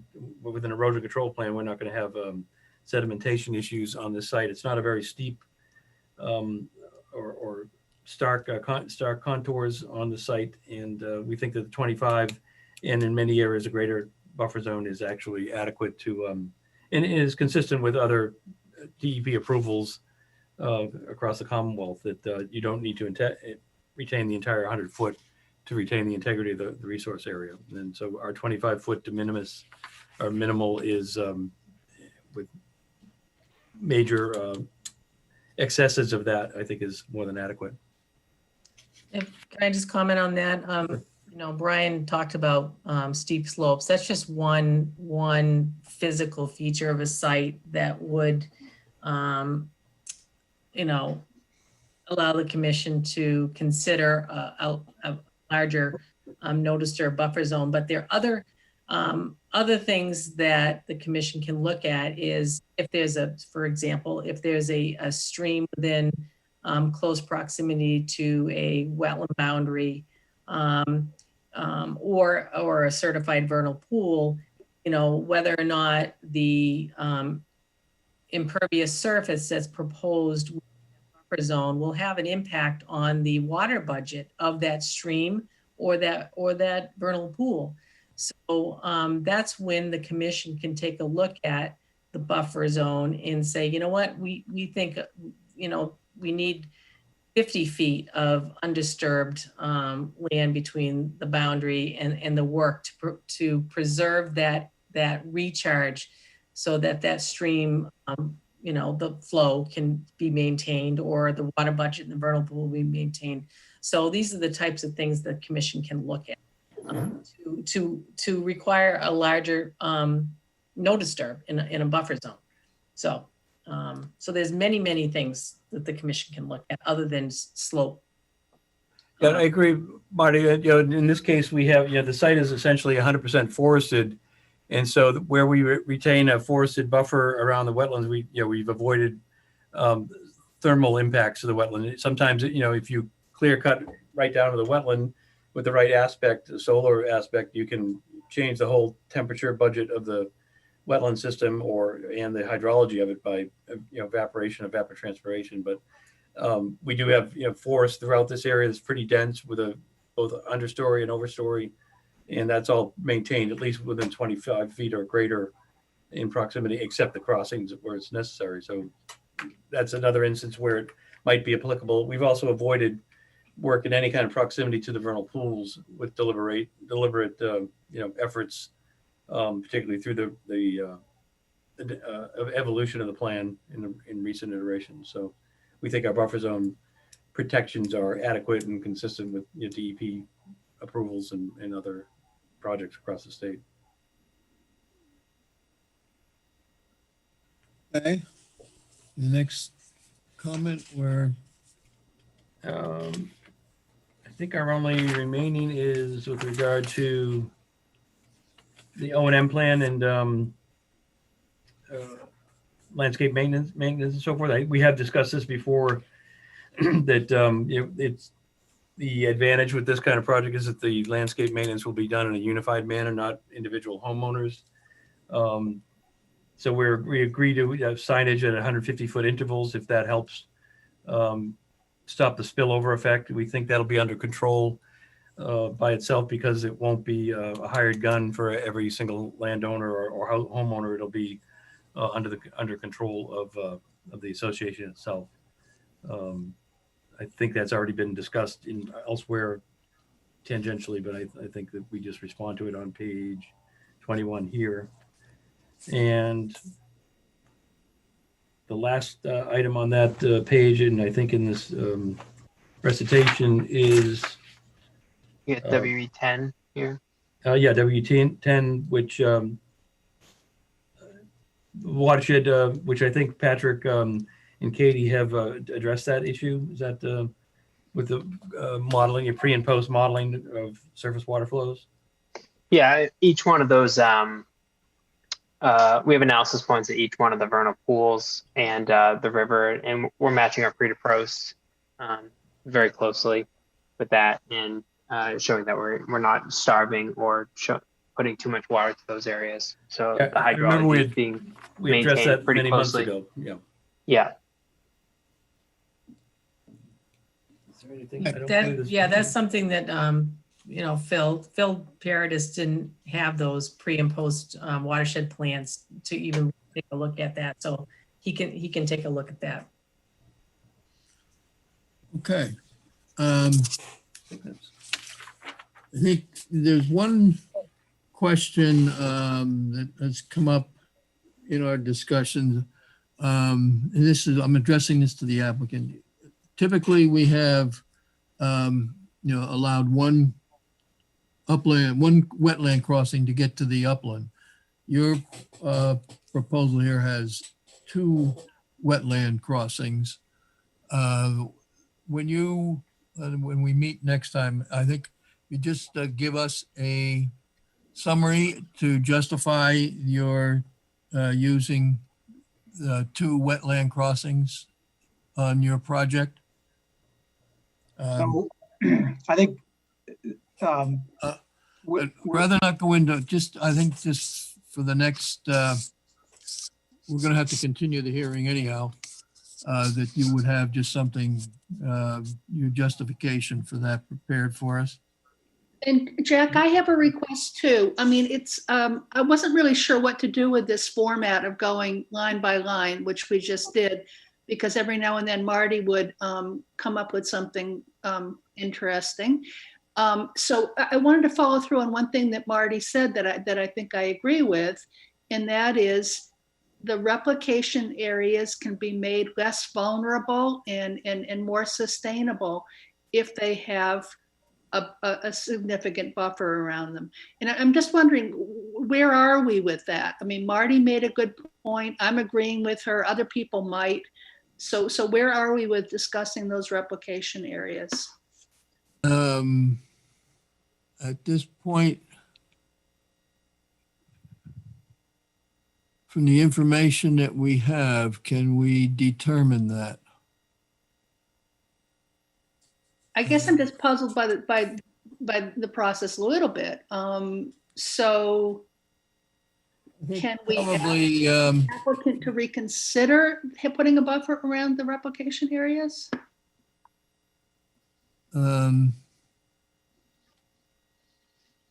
would it, Go ahead. Somebody wants to sit. so Patrick, Session? Yeah. do we have room for a 5-foot buffer? Yes. The replication areas are within the 25-foot no disturb. They're probably roughly 5 feet within that anyways. So we could put a 5-foot buffer and say that it's just the 25-foot. So they are within that area anyway. So they are protected in that 25-foot as they are to this currently. And Patrick, for perspective, we have about 18 acres of wetlands, or I think that's 780,000 or more square feet of wetlands on the premises, and most of that is going to have a buffer, from 200 feet to 25 feet. And so for this small 7 or 8,000 square feet to have a de minimis buffer of 5 plus or minus feet, I don't think is a environmental tragedy by any means. Yeah, I'm not sure. 0.6% of the on-site wetlands. This is 0.6% of the entire wetlands that we're managing here. I will also point out that the majority of the houses have between 10 and 20 feet backyards to the buffer. That is grading down to it, but once it's graded and stabilized, there's not going to be a structure right next to that 25-foot no disturb. So you have that replication area, so it's not like there's going to be a structure right next to that replication area. Can I ask a question? In the area of the replication area, how are backyards going to be maintained? Is there a landscape company that's going to come in, or is it up to the individual owners? Because what we see with the, let me finish just that, what we see and why we like a 25-foot no alteration area is a incremental alteration of the wetlands from grass clippings, from cuttings, and then fertilizer and herbicides and just little things that occur in people's backyards that they eventually start filling in pieces of the wetlands. So if you can address that, how your site is different from, say a single family homeowner that has a backyard that is mowing their lawn and cutting their hedges and then having their compost thrown out into the wetlands, then that might help. So that'll all be done by a homeowners association. Okay. So each owner will clearly understand the process and who's landscaping, and they won't have a lawnmower. They won't have a lawnmower. No, they won't have room for a lawnmower. They won't have lawnmowers. It's, right. Common landscaping. Yeah. And then I guess most definitely in these areas, the should be one of the bounds that explains no alteration, even if there's just a 5-foot no alteration area where there's less than 25, there should definitely be one of those intermittent bounds. Okay. I would say, and that would, give a little further protection and understanding to what's going on there. I mean, part of it, if it's I can't remember exactly the area. Sometimes opening up the wetlands to people opens up the magic. So sometimes, and that's why having this riverfront area is so nice, because hopefully people will go back there and will walk it and see the river and the wetlands and enjoy it. So I'm as we're talking, I was just kind of thinking that maybe having the area near the bridge a little bit more open, maybe it'll invite people into what we all think is very special about wetlands, rather than just blocking off everything. But having those assurance that there's not going to be landscape material being thrown in there, where there'll be a sign explaining no alteration, could be a benefit. I don't know how the rest of the commission feels. Again, typically in our orders and conditions, which become continuing orders, that we limit applications, fertilizers and herbicides and the types that can be used. So that, again, would be, I would assume that our order conditions, any of those continuing orders and conditions would be included in the operation and maintenance manual. So I like limiting all those things. I don't like herbicides. Okay. Well, the point is that it gets into the manual, so it's there. Happy Whoever to do is it. running this, that they have that to refer to. Yes, and we're happy, more than happy to do that. All right, I think we're looking for information on the details on the drainage with now that these revisions have been made that will potentially influence the drainage calculations and the stormwater issues. So go ahead. We do realize we need to provide those details. Okay. There's a number of weeks of work involved in doing that. So I think it would be helpful to agree on a way forward. Dan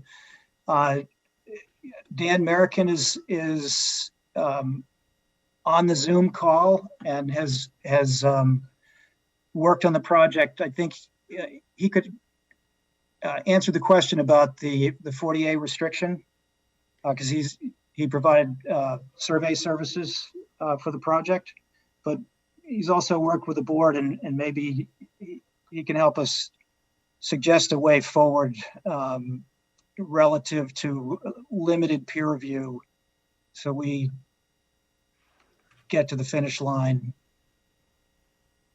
sometime this century. Jack, I also just want to remind you that there are several abutters waiting to speak, so don't forget to. I wouldn't forget. Them in. Okay. Mr. Chairman, Go ahead, Dan. Dan American, Legacy Engineering. On the question of the 40A that Al had, there is a 40A restricted wetland as Landis indicated along the Cedar Swamp, but it does not extend into the site. And HSH can add that to the plan on the next round, but you'll see that the two crossings that they are proposing do not fall within a 40A restricted wetland. On the question of stormwater review, I think the applicant is frustrated and I can sympathize with that. You know, stormwater review is kind of subjective, and for an applicant to be subjected to two separate stormwater reviews by two separate consultants is kind of unfair to the applicant. You know, and honestly, I've found in situations that one peer review consultant will suggest something that the other peer review consultant doesn't agree with, and it puts the applicant in a bind.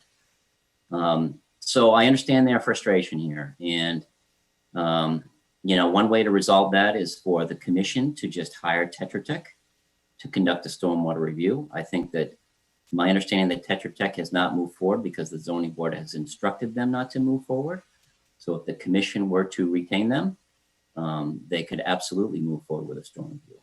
Alternatively, you know, the applicant may agree that Beta could proceed with it, but, you know, the applicant's concern here with the stormwater review is that Beta has asked for some things that are not required in the stormwater standards with respect to the stormwater review. And, you know, they've gone ahead in good faith and tried to provide that information to the commission, but it is information that is not required. You know, an applicant is not required to conduct permeability tests in stormwater BMPs. It's an option, it's not a requirement. So I don't know, I think if Beta is gonna proceed forward with the stormwater review, I think the applicant needs some assurance that, you know, that it's going to be concluded in a reasonable way and that Beta is not going to be asking for things that are not required by the stormwater standards. Okay. We'll take your comments under advisement. Anything else that you want to add? Okay. All right. For those who in the audience who want to comment, please identify yourself for the record. And we ask that you keep your comments or questions pertinent to the issues of Conservation Commission. So have you got a list, Landis? I do not, because we didn't have any method for this to abutters to speak. So I guess. Can you tell who they are? I don't know who they Not all are. of them. I would just ask for, you know, someone to identify themselves, and if you hear another person talking, then stop one at a time. Okay, someone want to start? Hi, everybody. Can you hear me? Yes, please Hi. identify yourself. Okay, my name is Erica Burden. I'm a resident of South Walpole, and I'm also an RTM of Precinct 5. So I have just tell us your address if you're in a butter. Sure, I am in a butter. I live at 1915 Washington Street. Thank you. You're welcome. So I just want to start off and say, that there are a number of residents of Walpole here tonight, many that live in South Walpole, some that are abutters. And we appreciate you taking the time to hear our concerns tonight. I know that it was just mentioned that Mr. Hale is frustrated because this project is not going forward quickly, but we are also extremely frustrated. We have a number of safety concerns that have been an ongoing discussion for about a year now. And it all stems from the fact that, you know, this large development, 300 units, apparently now it's 6 stories. That keeps changing all the time. I can't keep track. But a development the size of the preserve is going to be crammed into a spot that's entirely too small for South Walpole. So, Excuse me, Erica, would you address your comments and or questions to conservation issues? absolutely. So my first question is, the Neponset River flows through our neighborhood. It flows through my backyard. What is the plan in place that's going to make sure that the river is not affected negatively, like that the waste and all of that through the build out is not going to be dumped in there? Is there a plan for that? What isn't going to be dumped in there? I missed what you said. So the Neponset River, I believe, is under the purview of the Conservation Commission. I might be wrong, but is there a plan in place to make sure that that doesn't get negatively affected, I guess, by the build out?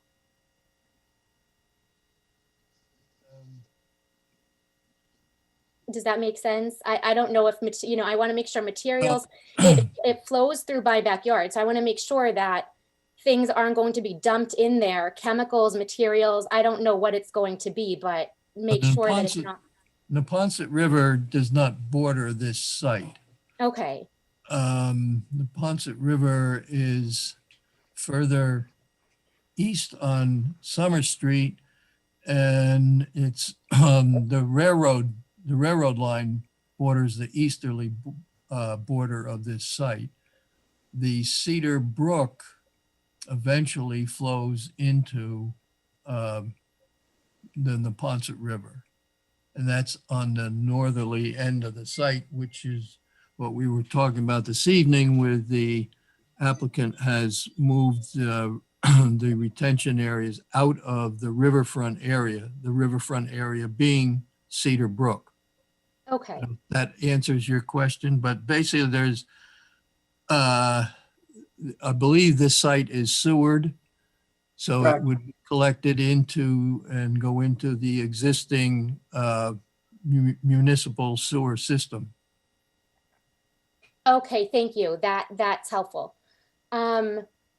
So from my understanding, when the wildlife was mentioned, so the wildlife is going to have free range, I guess, of any area that is undeveloped, meaning that, what does that mean, undeveloped? Like they're going to be pushed to the sides, like where the swamp is, or they're just going to be finding new homes like around the complex? What does that mean? Like they're going to have free range of any undeveloped areas?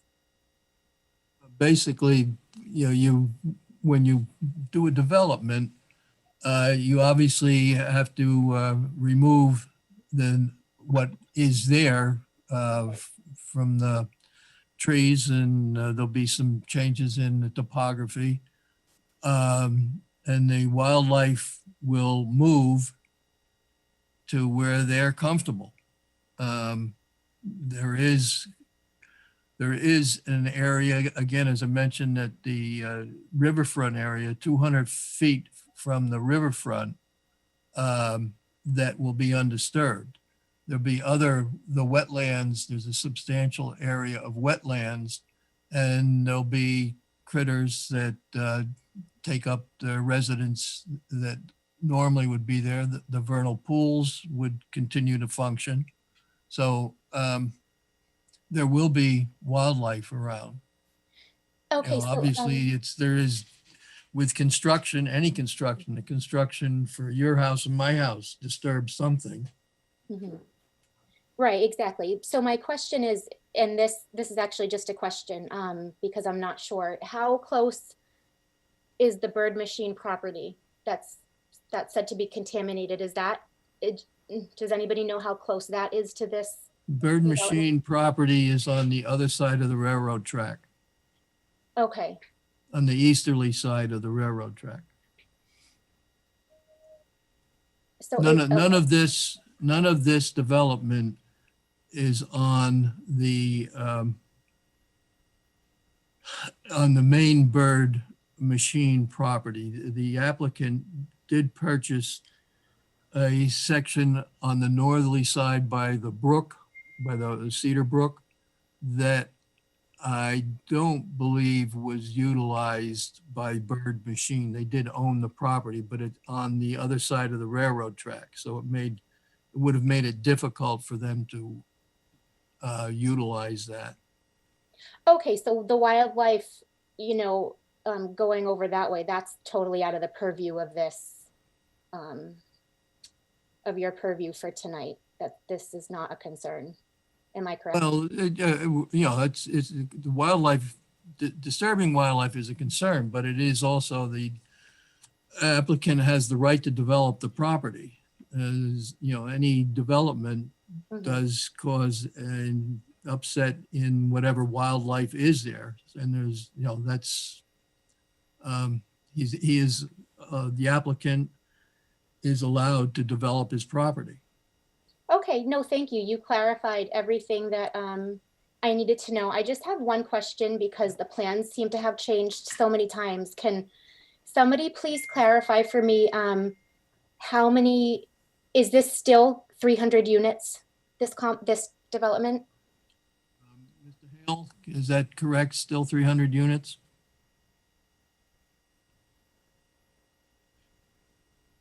Is he still on?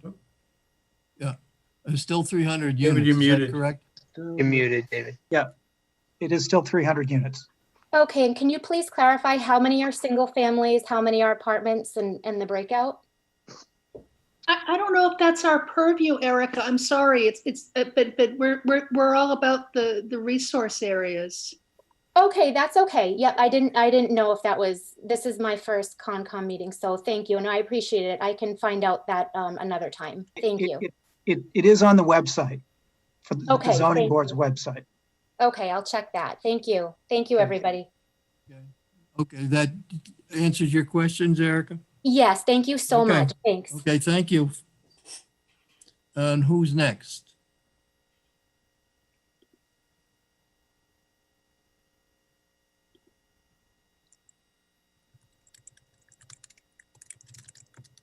If you're trying to speak, I guess you have to unmute yourself.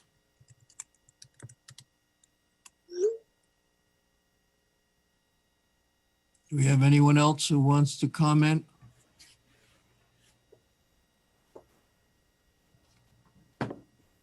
Landis, do you see anything, anybody else that could be? I don't see anyone. You can also do the raised hand reaction if you're having trouble with the mute button, but there may not be anyone else. Just give you a few more seconds if you want to comment. You can also let me know in the chat if you're having issues and want to say something.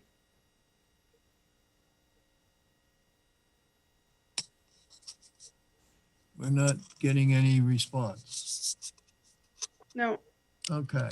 All right, so we need to continue. What is your time frame? You said it's going to take some time. Our next, let me find that piece of paper. We have a hearing. Excuse me while I find my. All right. A November 4th hearing is tied up. On December 9th hearing is available. So our plans will certainly be complete and submitted prior to December 9th. And we need it, Landis, how soon prior to December 9th do we need the information? So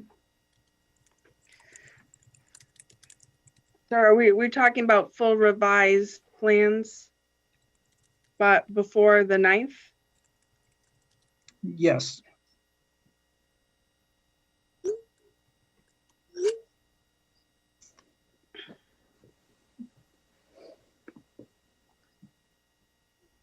Week ahead sufficient? I'm looking at it. So I guess it's the issue of COVID. Second. Landis, can you hear me? This is Joanne Mulligan. I couldn't get in. Yep. Hi, Joanne. Did you Hi, have a comment you wanted to make? Yes, this is Joanne Mulligan. I'm a RTM in Precinct 5. I am not a direct abutter, but I live, I don't know, a little over a mile from the development. I'm just actually, I'll go right to the point that you guys are talking about now. David, you just said that the plans will be submitted by December 9th. I guess I'm getting really confused about the discussion that was had about the peer reviewers and that they will get to see the final plan. So is that what you're referring to? So in other words, Landis, you totally made sense saying, they'll get to make their commentary on the final plan. We know we've already heard from some of them. So I'm just like, okay, you're saying, Mr. Hale, you're saying December 9th, by then you'd have the final plan in. Is that correct? No, So, it's not what we're talking. We're Okay, talking sorry, about that's okay, Joanne. I think, and Chairman jump in, our next meeting is December 9th. So okay. we would need the plans prior to that Yes. meeting. And That's what I was, and Mr. Hale said you would have them. until you jumped in, I was trying to figure out a time, and that you're correct. There is still the issue of the peer review who would help review the plans, and we haven't really fleshed that out yet. So it's kind of hard for me to give a date of the leeway time that we need, not knowing how the plans are going to be reviewed. So Jack, Right, that's actually what my question is. It's like the plans have changed a lot. do you have any other questions in regards to the plans and the No, I discussion just tonight? feel like there's a lot of issues that are still kind of unresolved, or seriously, the main issue, and I think for the residents around here, that the plans keep changing. And I would think that, with some of the changes, a lot of the different areas that you guys are really, and zoning is great. You guys are both, dividing things up into like traffic, safety, those type things. I know you guys are looking at kind of the bigger picture, but it just doesn't seem like there's adequate time to get meetings in. I don't know. Maybe I'm just. I'd just like to comment that there's been several comments made about the plans changing, and some of these changes have been basically after review. I know particularly with conservation, and there may have been others with zoning, that the applicant has made those changes based on comments made from Conservation Commission hearings. So that does require, and there have been, I understand what you're saying, that there have been a number of changes, but that is the reason for the changes. No, I understand that completely. Okay. I guess I just feel that, I think I'm speaking for many, that I'd like to hear, and I understand that the changes are being made supposedly to, because of the comments that have been brought up by the peer reviewers in your board. I just feel like when changes are made, you kind of want to hear from the peer reviewers. We're not all experts on whether it's conservation or really anything, especially once it gets more technical. So we're really leaving it up to, isn't this why we're, that peer reviewers have been hired? I just want to make sure that they all get to weigh in, and I guess they will, or is that really, a question anyway for zoning? We're hoping that the peer review will be sufficient to provide the commission with sufficient information to conclude the hearings and write an order of conditions. Okay. Thank you. And everything is on Landis, as you said, it's on the zoning site. The website. Our stuff is on the Conservation Commission. Okay. So we do the Conservation Commission, but they do the zoning. I know it's confusing, but it's really two separate departments. It's two separate permits. They're two different state regulations. So everything that's been submitted under the Conservation Commission is on the Conservation Commission website under Summer Street. Okay, thank you. So so if we want to look at what the buildings, it's kind of hard to see in the Zoom meetings. It would be much better. Obviously, we all, I'm sure, believe in person. We can look either at your site or the zoning site. The new plans are there. The plans that are been submitted to Conservation Commission are on the Conservation Commission website. You'll have to check with Ashley or Amy about zoning board plans. I'm assuming they're putting them up as well. I believe they do. I put them up as soon as we receive them. You can also, if you can, come into Town Hall. Town Hall is open, and sit down and look at plans here as well. Okay, thank you. And thank you all for all your hard work. Appreciate it. Thank you.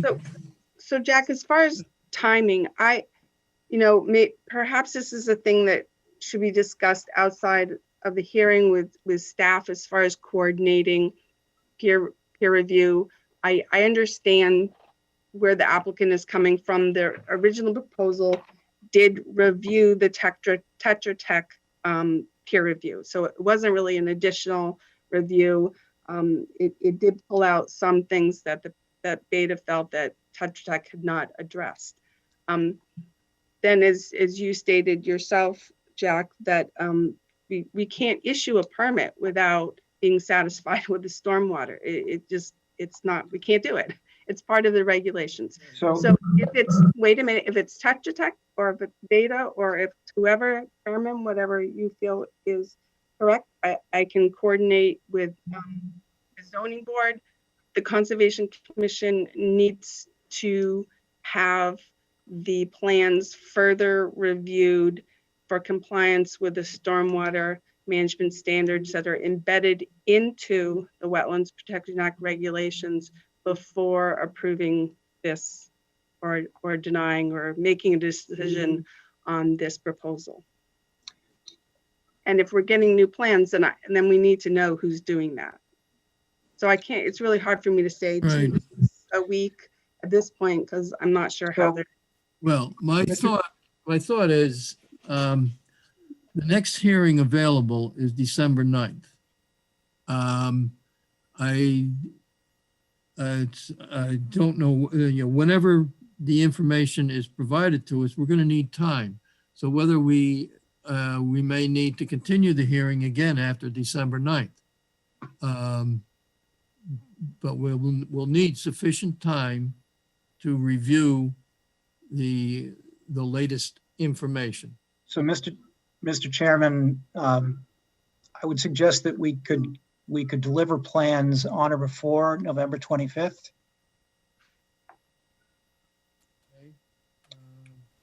And we're, I think you'll agree that we're in general agreement relative to the plan, but I understand that you need to see the final plan and have it reviewed. you know, to the extent that the scope is limited specifically to peer review, to drainage, and the stormwater handbook, you know, it doesn't really matter too much whether it's Tetra Tech or Beta. If it's Tetra Tech, then I would disagree with Landis that it needs to be coordinated with the zoning board, because it doesn't. No, David, wait. What I am saying was to what you were saying, no double dipping. That's what I was saying. Yeah, That's well, where the coordination should occur. That so they're not reviewing and we're not reviewing the same thing. So that's my point. I believe I was agreeing with you of how to do it best. So there's not double review. Well, One or the other, it's not both. That's what I'm saying. To be clear, my concern is that they'll be told not to do the review. They being who? Tetra Tech, by the zoning board. So I think if it's going to be Tetra Tech, it needs to be a contract between the Conservation Commission and Tetra Tech. This is something that we need to work out. Yeah, Jack, to figure out who the Conservation Commission wants to continue the review and how that should happen. So From hearing David correctly,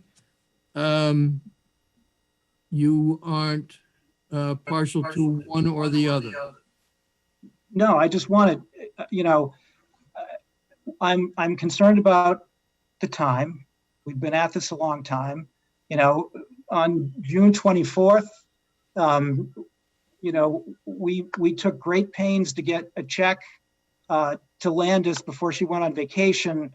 We were supposed to get peer review done in 2 to 3 weeks so we could respond before the August 12th meeting.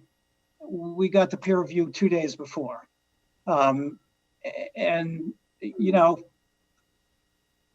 Let's not, that's water that's over the dam. It is, but whoever we use, we just like a commitment to do it efficiently. Right, and all I'm saying is, as far as timing wise, it's really hard to. So if you can submit the plans by the 25th, fine. I can't, Chairman, tell you that everything will be reviewed by the 9th. So I think you can continue it. They can submit it to the 25th.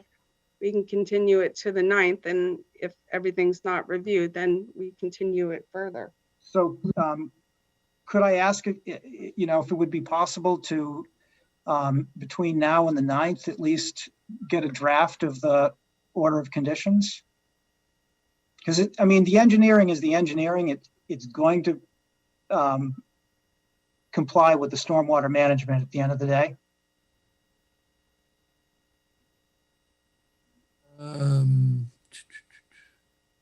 I don't think we're ready to do what.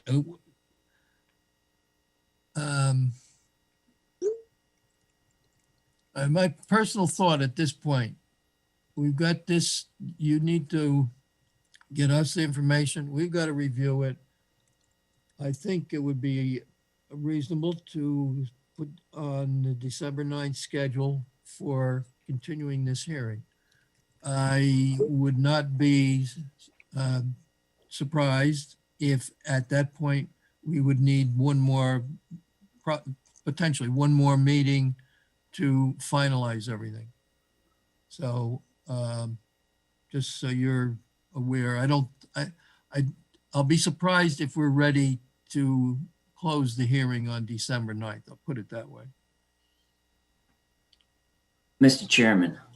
Yes. We have Beta on the line here. Can they commit to reviewing the revised documents within 2 weeks if the applicant submits them by the 25th? No, Chairman, no. We don't even know what it is. So how can we get a commitment when we don't even know what it is? It's a revised set of plans and a new stormwater report. Right. You also have to look at that time, November 25th. We don't have a proposal from Beta. We don't have an additional check from the applicant. That decision is just really hard to make. You have the Thanksgiving weekend The 25th is the day before Thanksgiving. If my calendar is right, is that right? Yeah. Yes. So, you've got to take that into consideration as well. And I think, as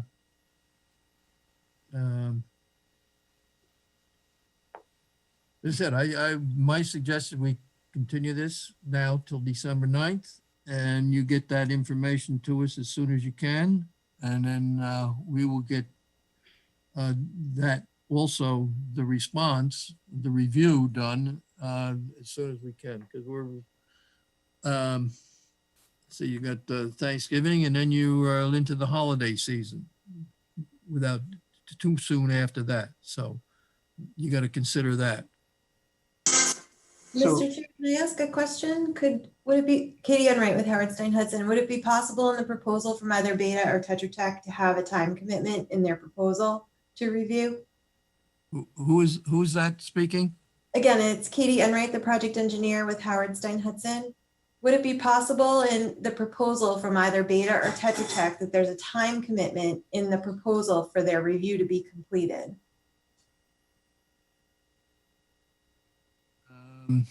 Just to say, if it's not going to be completed, if it's going to take them 2 or 3 weeks, not just so that it's not open-ended for us.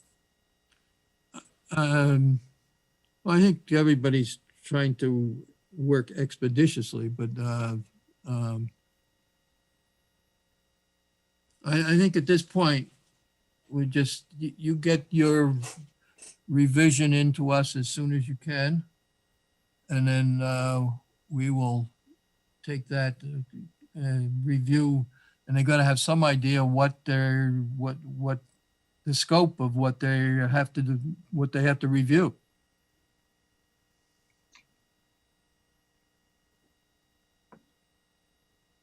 So at this point, I think we'll just continue the hearing until December 9th. We've got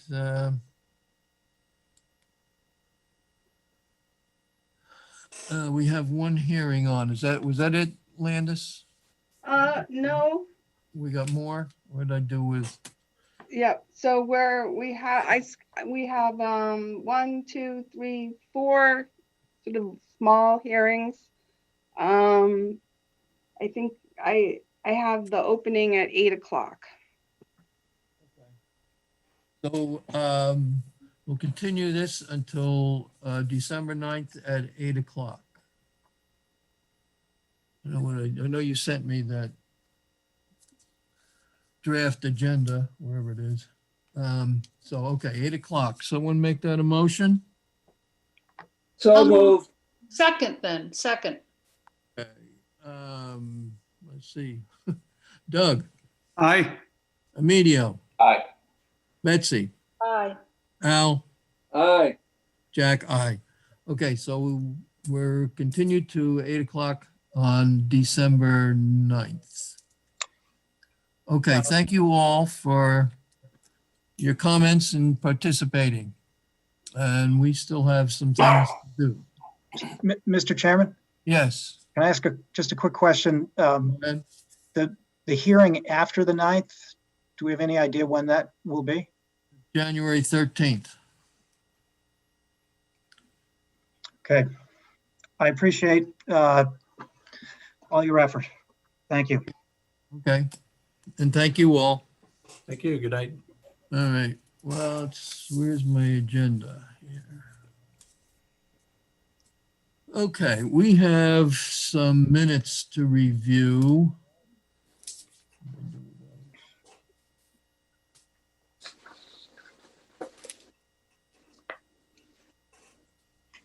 We've got minutes from August 12th. Anybody want to move those minutes of August 12th? I'll move them. Do we have a second? Second. Okay, all in favor. Doug, Aye. Emilio? Aye. Betsy? Aye. Al? Aye. Jack, aye. Okay, and we have minutes from October 14th. Someone want to move those? I'll move though. All right, I'll second them. Okay, all in favor. Doug? Aye. Emilio? Aye. Betsy? Al? Aye. Jack, aye.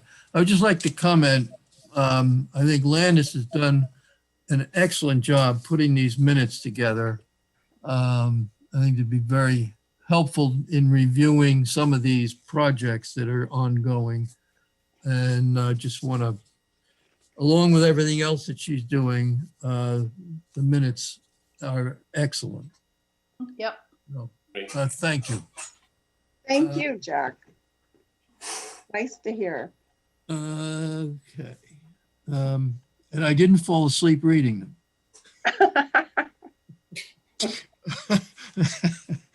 I'll try Okay. next time. Let's see, what do we got? Enforcement orders, anything new? Nothing is new with obviously Main Street. Nothing is new with Brookside Village. Palmer Lane. Did we do the final? We have one more minutes to do, don't we, Jack? We We did. only got two. We did two of them, but we have a third one. 9-9. I haven't gotten that one yet. Yeah, I haven't done that one yet. Oh, okay. All right. All right. Why do you have it? No.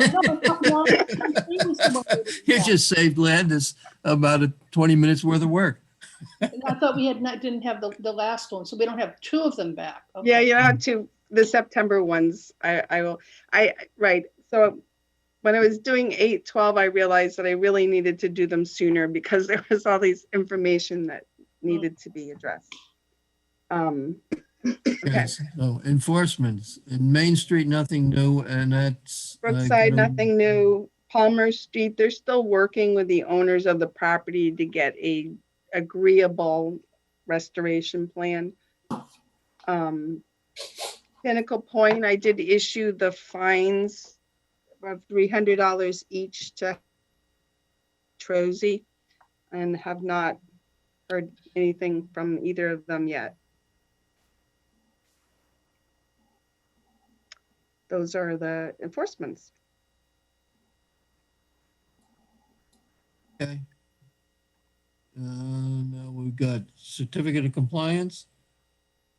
So the certificate of compliance, 88 Millbrook Ave, lot 115, that's that last lot in the High Oaks 4 subdivision, and that's good to go. I'll move it. I'll second. Any further discussion? All in favor? Doug? Aye. Emilio? Aye. Betsy? Aye. Al? Aye. Jack, aye. Okay, so that's done. Boyden Lane, is that Boyden ready Lane, yet? It needs to, no, it's not ready to go because there's landscaping that still needs to be addressed. Okay. Patriot Drive. Patriots Drive is an old order of conditions, 315103, very old. And 4 Patriots Drive is a lot that is within the subdivision. It does not have wetlands anywhere near it. And they're requesting a partial certificate of compliance to clear their lot. So I would recommend issuing that. So move. Second. All in favor? Doug? Aye. Emilio? Aye. Betsy? Aye. Al? Aye. Jack, aye. Okay.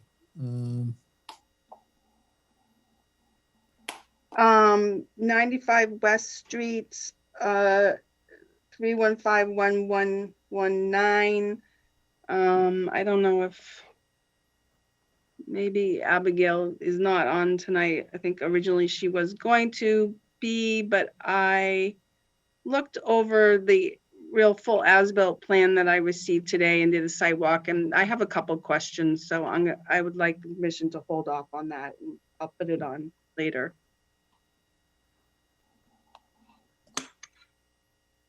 So that's a wait.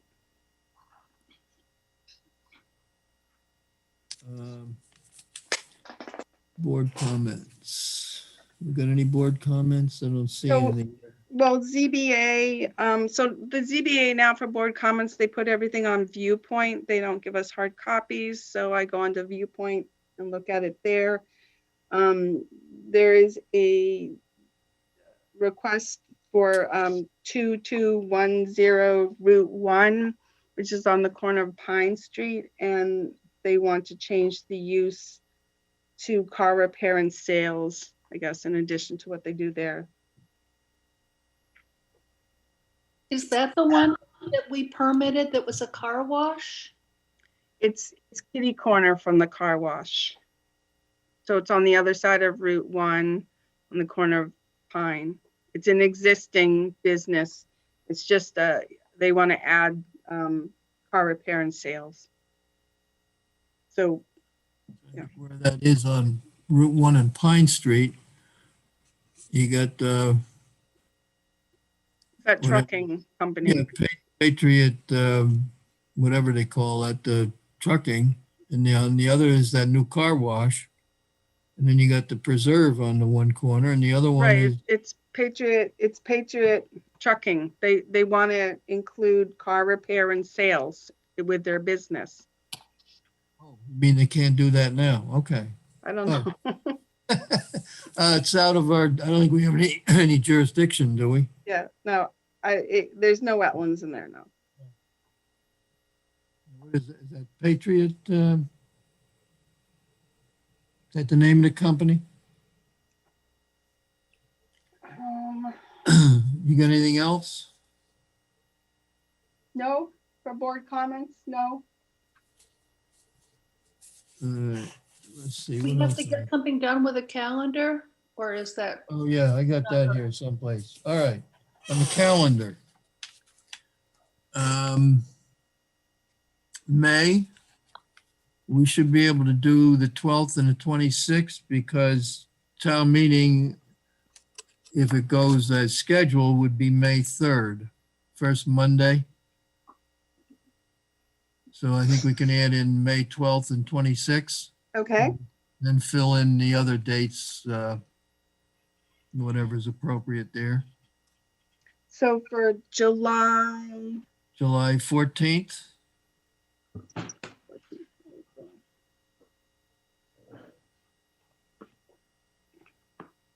Would be that'd be the second Wednesday. yep. Okay, and August, August 11th would also be the second Wednesday.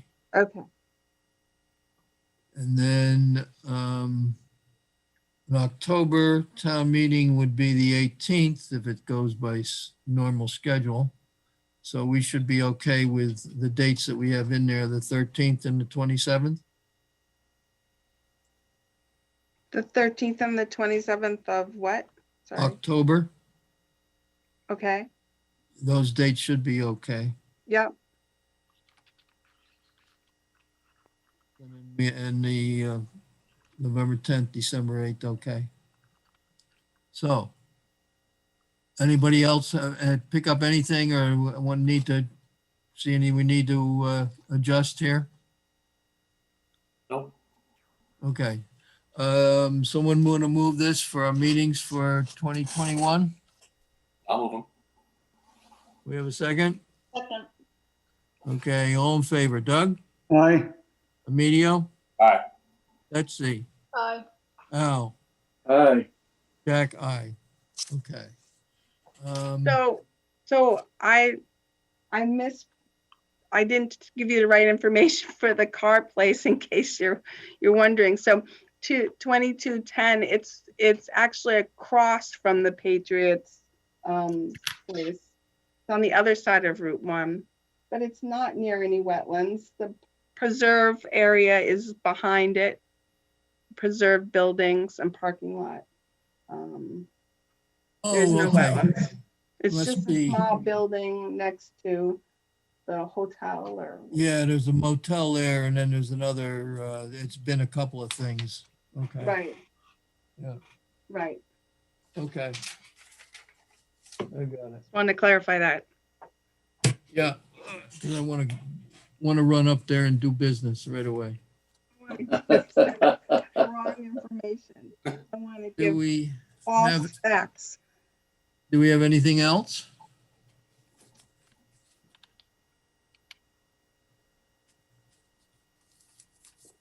Move to adjourn. Nobody else has anything? Landis, did we miss anything? No, I think that's everything. I'll second what Al said. Okay, all in favor, speak up. Aye, aye, aye. Aye. Good. Okay. Thanks, everybody. Thank Been you. an enjoyable evening. Yeah.